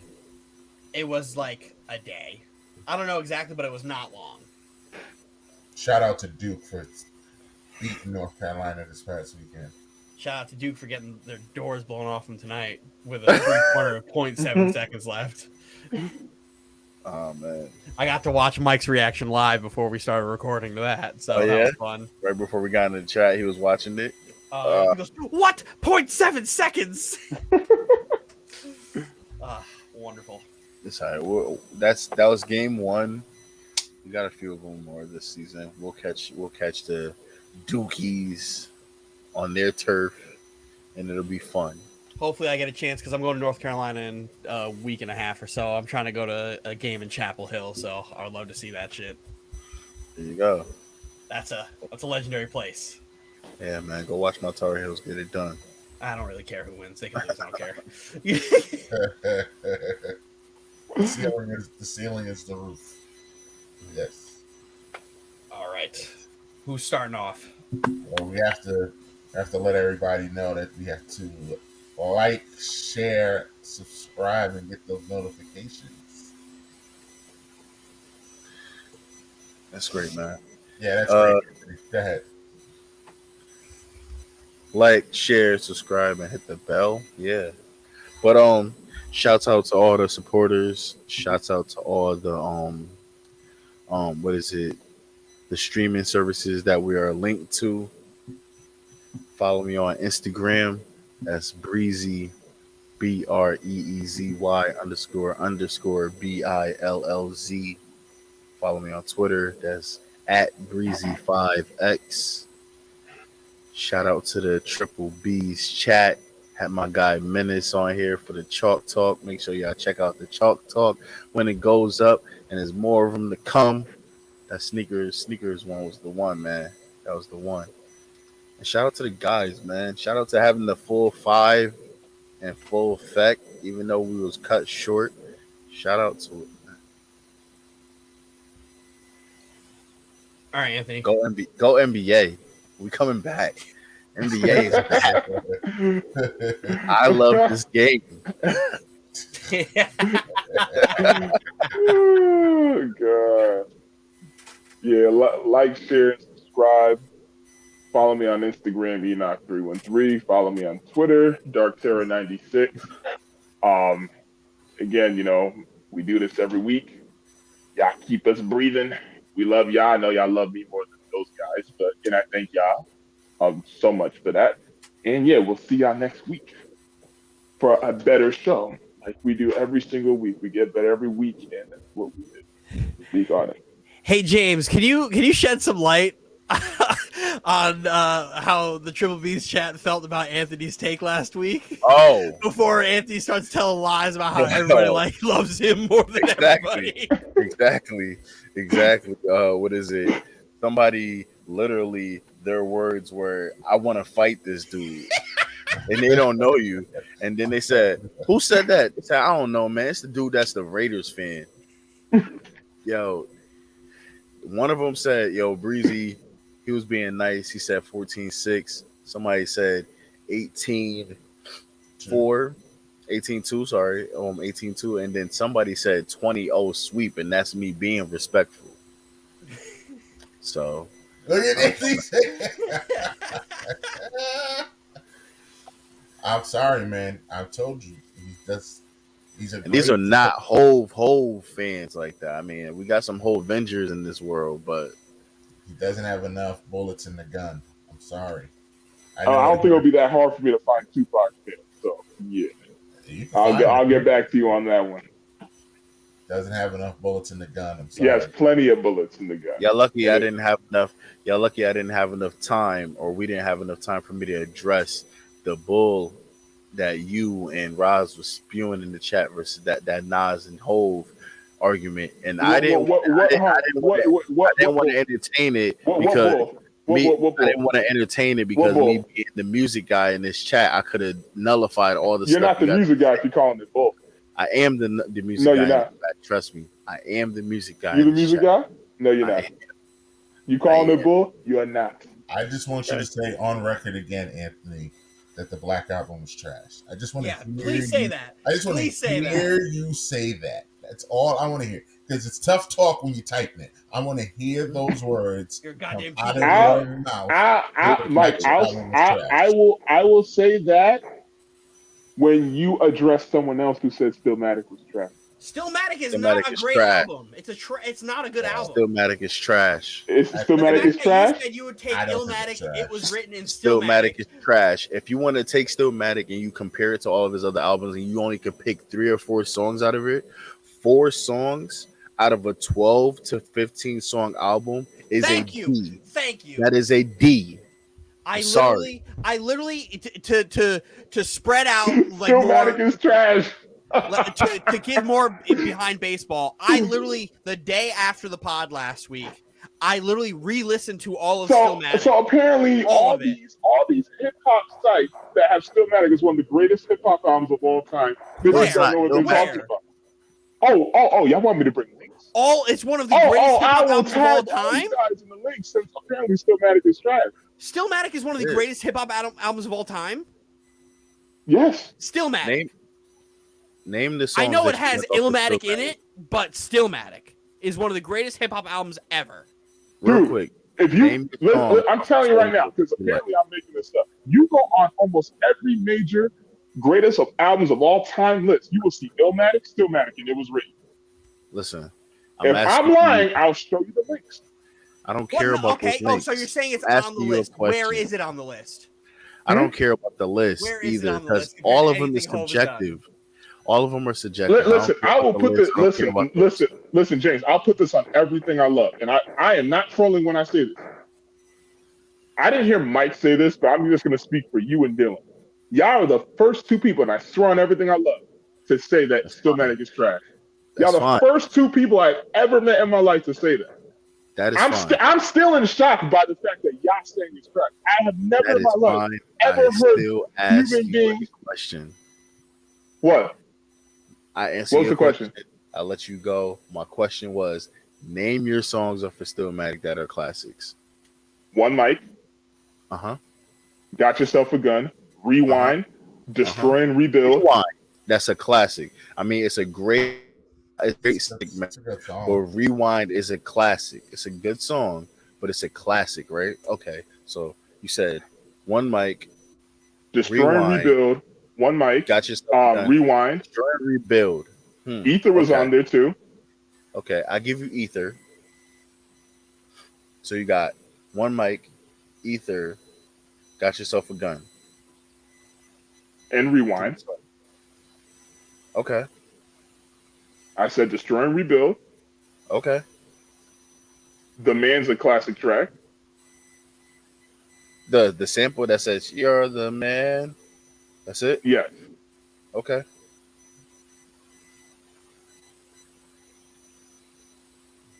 Yeah, I would say those are like certified classics. All right. So I give you 3 classic songs off of that album. The other ones are side Bs. And if you're going 6 tracks off of the amount of songs that is on that album, you tell me what your grade is. How many songs are on that album? 14. It's like 13 or 14? 14 songs. Okay. So 6, not even half. That's barely half. The rest are very good. They're good. It's a good album. It's not a great album. It's trash, comparatively speaking, to so Reasonable why Doubt, but my thing is James, so answer this question. Why is that album credited with reviving Nas's career after Nostradamus? Because of Ether. But what happened? No, the album. No, not Ether, the album. Why was the album credited? It's not the album. Yes, it was. It's the 2 songs. No. Bro, if you take Got Yourself a Gun and Ether off that album. Literally the reception when Stillmatic came out, they literally said that album, not just Ether, that album was credited for reviving Nas's career after I Am came out. No, after I Am and Nostradamus, which are 2 of his more weaker albums after It Was Written came out. They said Nas was dropping off. He was putting out pop songs like You Owe Me and shit like that. And people were like, what the hell is this? He came and then Jay-Z missed him. Jay-Z lit a fire under him. Nas blew Jay-Z out the water and then came out with Stillmatic.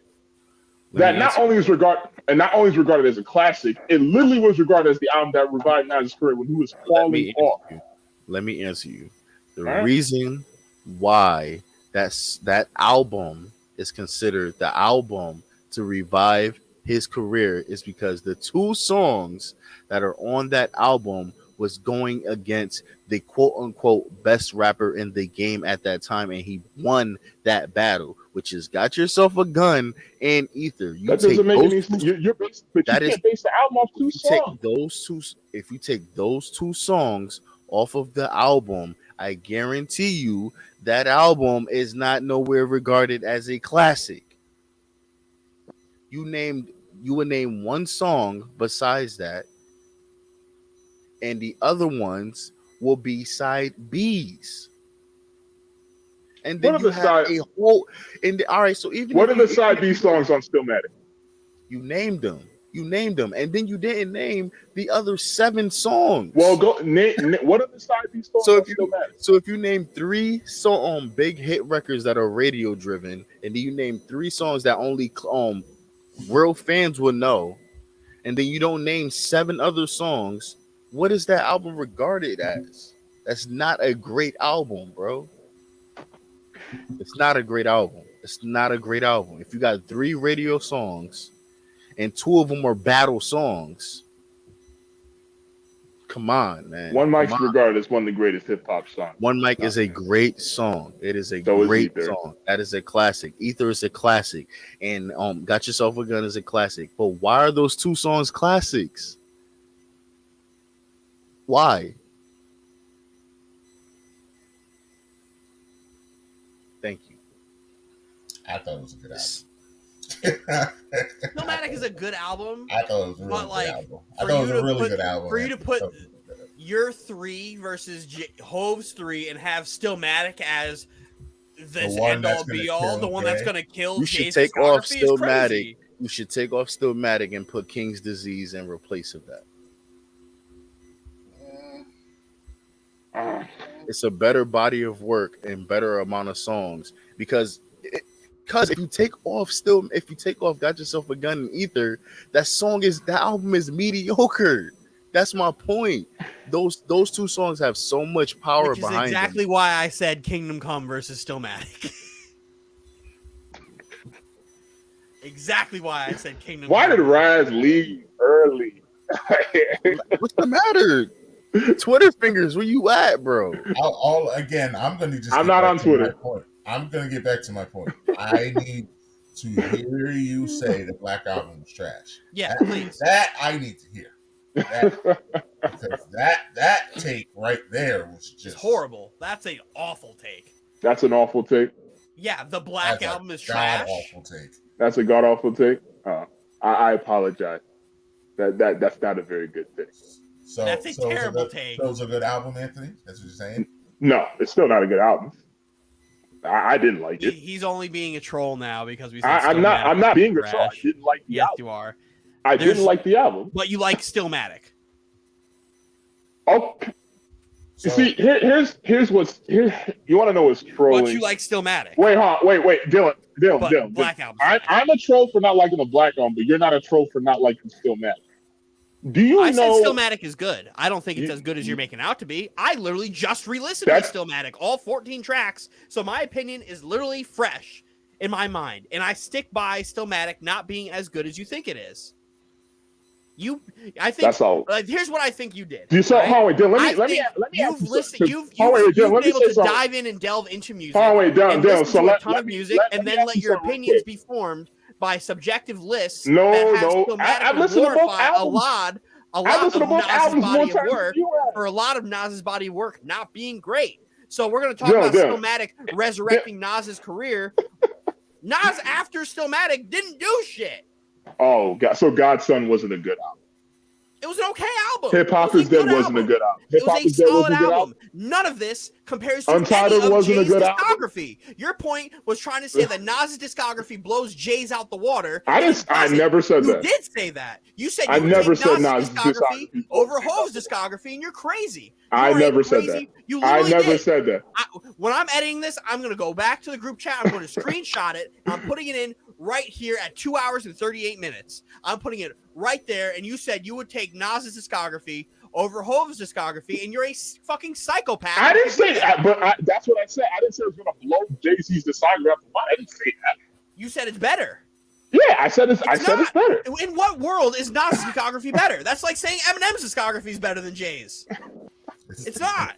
This It's not sounds that like bad. It's not a that bad. wonderful chalk talk. This sounds not like a that bad. wonderful chalk talk. I won't disrespect Nas by saying his body work is as bad as Eminem's. But that's like a crazy thing. That's a legitimate crazy like thing. Let's not forget his recent run that he's on right now. I applaud Nas's recent run. But if we're going off of the body of work up until we get here, it doesn't touch Jay's. It doesn't. It doesn't touch Jay. So No. then let me ask you a question. Do you think Jay's first two albums are better than Nas's first two albums? No, but I think Nas's first two albums are two of the greatest albums ever. I will give you that. But if you're comparing everything to those first two albums, which I will do because those are excellent albums, everything after that has not been up to par. But you could say the same thing about Jay-Z though. Jay-Z's albums are more consistent. Oh, that's not true. So, wait, Jay-Z's albums are more What has consistent. Jay-Z put out that's on level of Reasonable Doubt? If that's not true, what can you say that Jay-Z has put out that is just as good as Reasonable Doubt? The Black Album. The Black Album is 444. just as good as Reasonable Doubt. 444. 444 is just as good as Reasonable Doubt. Blueprint. Yes. The Blueprint's just as good as Reasonable Doubt. The Blueprint that people have cited for lazy ass lyrics. And I say people because if I say I'm a troll. No, but this is where I go back to how you form your opinions. Your opinions are formed off of subjective takes taken on people who subjective takes? Yes. I listen to the Blueprint. I Lazy listen to all writing the is a Jay-Z subjective albums take. more than you have, Dylan.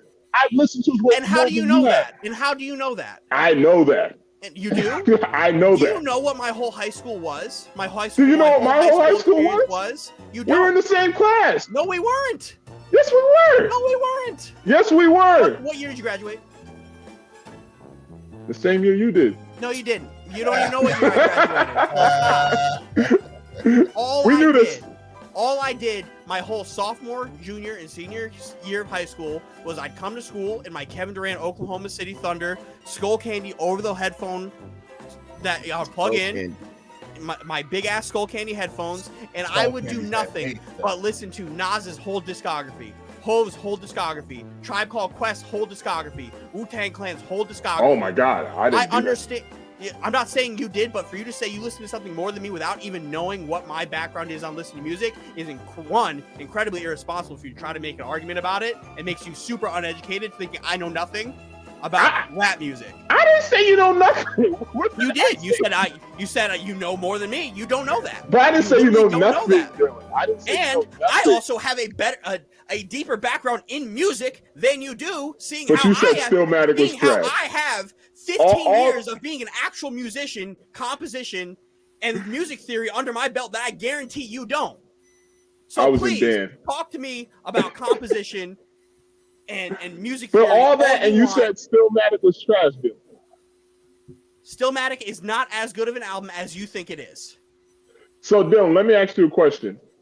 Do you think more people would say Stillmatic's a better album than Black Album, or the other way around? The other way around, but you're going to go ahead and pull out some backpack nerds fucking ranking on Stillmatic and use that as gospel.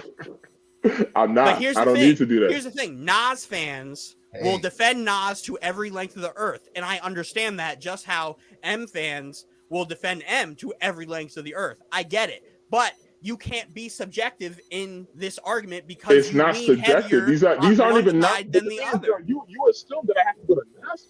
I can literally go to. I'm a massive Nas fan. And I think you are just. Well, you're the first massive Nas fan I met who doesn't think Stillmatic is that good. I don't think it's great. It's a good album. Every massive Nas fan I knew has said Stillmatic is classic. And most massive Nas fans are doing this to Nas. Like, that's crazy. That's crazy. That's going to have to be edited out. Yeah. That's an absolute crazy thing that Nas fans do. They constantly do that. Because Nas beat Jay-Z in the battle. I get that. That doesn't mean everything Nas has ever done is unbelievable. Oh no, Because I'm not saying that. Nas had some bad albums. Nas had a some lot bad of ones. bad. He has not a bunch of not good albums. I wouldn't say a bunch, but he has a few bad albums. Okay, let's not How sit many? here Oh, and you're act gonna like say 2? You're gonna sit here and say just 2? I know he doesn't have just 2. I want to. I feel like this is really taking on a life of its own, and want to do a chalk talk with this. But I'm also so curious and want to dig deeper on this now because I'm still hung up on the Black Album's not a good album. Like I can't get Like so for you to say that. Wait, hold on, wait. wait. But no, So here's is the thing, though. is Moment of Clarity not a good song? What was that? Is Moment of Clarity not a good song? I said it's not a good album. I didn't say I hate every song on the So album. we're breaking down the track list like we did for This Still is Mad. what I Moment listen, of Clarity is this not is- a good song. this is Wait, what who's I'd like talking? to do. This is I what don't I'd that like I've been to do. discredited. I'm insulted. Are you guys able to hear me clear? Yeah. This is what I'd like to do. You know how we do these watch parties and stuff like that where we record? I'd like to challenge Anthony to a StreamYard versus of 20 songs. Ooh. Oh, Jay-Z versus Nas. whew. I'd like where you play your song, I play my song, and we post it and see what people say. I am very down for this. I mean, I accept the challenge on one condition. Oh, here we go. He's gonna say you can't play songs off of a certain album. That's exactly what he's gonna say. He's like, you can't play this song, or this song. You can't play any features. You can't play anything that's gonna be an obvious advantage. Nothing Is with the- Beyonce. Nothing by Kanye West. Nothing Kanye produced. Is the, That's exactly what he's gonna say. no, that's actually not what I was going to say. Are we betting food? Yeah, sure. All right. What is your choice? And when is it due? Let's give your time. Let you pick the time frame. Anthony likes to Of wait when- on his bets. Yeah. Super Bowl and All-Star weekend is too close for you. Yeah, I got and bills to pay, still man. out of town. So Boys got bills to pay. I'll let you. Yeah, I'll let you give the time frame. All right. I of want when a they small divvy this up. two-topping pizza. Gotta buy. Jesus, like whatever. Yeah, that's fine. A 2-topping pizza. Small Gotta buy two-topping. You gotta buy wings for the chat. I hope it's an 8-piece. You gotta buy wings for the chat. Okay, how much? Wings for the chat. How many wings? All right, so I'll just get an 8-piece. I'll tell y'all motherfuckers to split that shit. That's not. I mean, I'll get it. I'll get a very realistic number. Maybe a 30. You know, that might work. A little light 30 piece for the chat. It's not really expensive. It might be $15, $20. It's not expensive. And you can pick the most expensive pizza parlor for your 2 tops and pizza. Make sure you order it from Pepe's New Haven, which is the best pizza, by the way. It's not Sally's is, but we could have that argument You later. are right. You are right. No, you're right. You're right. It's between Sally's and Pepe's and Zapardi's. It don't matter. They're 1, 2, and 3. Doesn't matter to me. However you want to put the order. But 2 topping for you, 30 piece for the chat for me. We pick a time and a date that you want to do this, and we'll let you in the chat depend on when these needs to be divvied up after. Okay. All right. My turn to say goodbye. Yeah. Oh damn, we didn't even finish that. We didn't even finish. I'm Podcast Poppy. I've been incredibly discredited for my musical taste and my musical background by this man, Anthony. Little does he know I actually does this shit, and he just tried to pick a fight with a guy who knows what the fuck he's talking about. Because Anthony, put me back to all 4, please. Put me back to all four, please. No, I'm sorry. One Your of these take on things just Stillmatic, doesn't belong here, and he's treating me like so. I will One always of treat these you. things just doesn't belong here. The fact that and you he's feel so treating comfortable me about your like take on Stillmatic is hilarious to me. The fact that you feel so comfortable about your take on Stillmatic, I'm sorry, it's You're hilarious. treating me this way because I'm not black. What? He discredited my rap take. He discredited my rap take because I'm not black. That's why he discredited my rap take. Oh no! I'm calling racism Me and James just went at it for like the past 10 minutes. because y'all are black. Oh, Wait, man. And what the? you took his opinion and you ran with it, and you just tried to completely discredit me. We and my just disagree. opinion. Me and James just disagree with each other for the past 10 minutes. Why didn't you tell him you listen to more music than he does? Wait, what? Oh Why no! didn't you tell him you listen to more Nas than he does? Oh, Why didn't you tell no. him that? Oh no! Oh, No. you struck a nerve, Anthony. You hit The We that. are literally battling because we disagree with each other's Why take. didn't you discredit James? We are literally battling. we are literally battling. You didn't discredit James. Oh, Ladies and gentlemen, if you never experienced racism, this is a live look at it. Oh, man. oh This my is god. it. Oh, Do we need a Oh, Rooney man. rule for the pod? I need a Oh, section yes. to talk about music because I'm not allowed to because Anthony doesn't think I'm black enough. Oh my I got to god. the chalk talk to stay black, Anthony. I'm And weak. here you are. I am weak. And here you are, I am weak. discrediting my musical background. I'm an artist, you fuck. Shout out to Nazir Jones. Musician, Shout out to Nazir many Jones. years, 15 years, a musician, listening to music my whole life, breaking down loose. composition. Fuck you. Fuck you. Racist. It's not the same. Oh, Music is a God. language, and apparently I can't speak that language. Like and subscribe. Podcast Poppy. Thank you to all listeners, all the subscriber. Fuck Anthony. Make sure we let Anthony know that it's always fuck Anthony. It's always been fuck Tom Brady. It's fuck Anthony. Because I'm not black enough. Appreciate you all. Love you all. We move on. wow. Well, that is a tough way for me to have to follow up, but I'll take a whip at it. Thank you to everyone for listening. Like we've already stated, you can follow the cues, like, share, subscribe, hit the notification button. Follow us. We're all over on Anchor, Google Podcasts, Apple Podcasts, YouTube, Real Podcasts. Just follow us. All the listens, we can take all of them. We thank you for listening. We have a lot coming at you guys in the next month or so. We'll touch on that more next week. For now, follow me on the socials. IAM_MBJ on all the socials. Follow the Speak On It podcast on all the socials.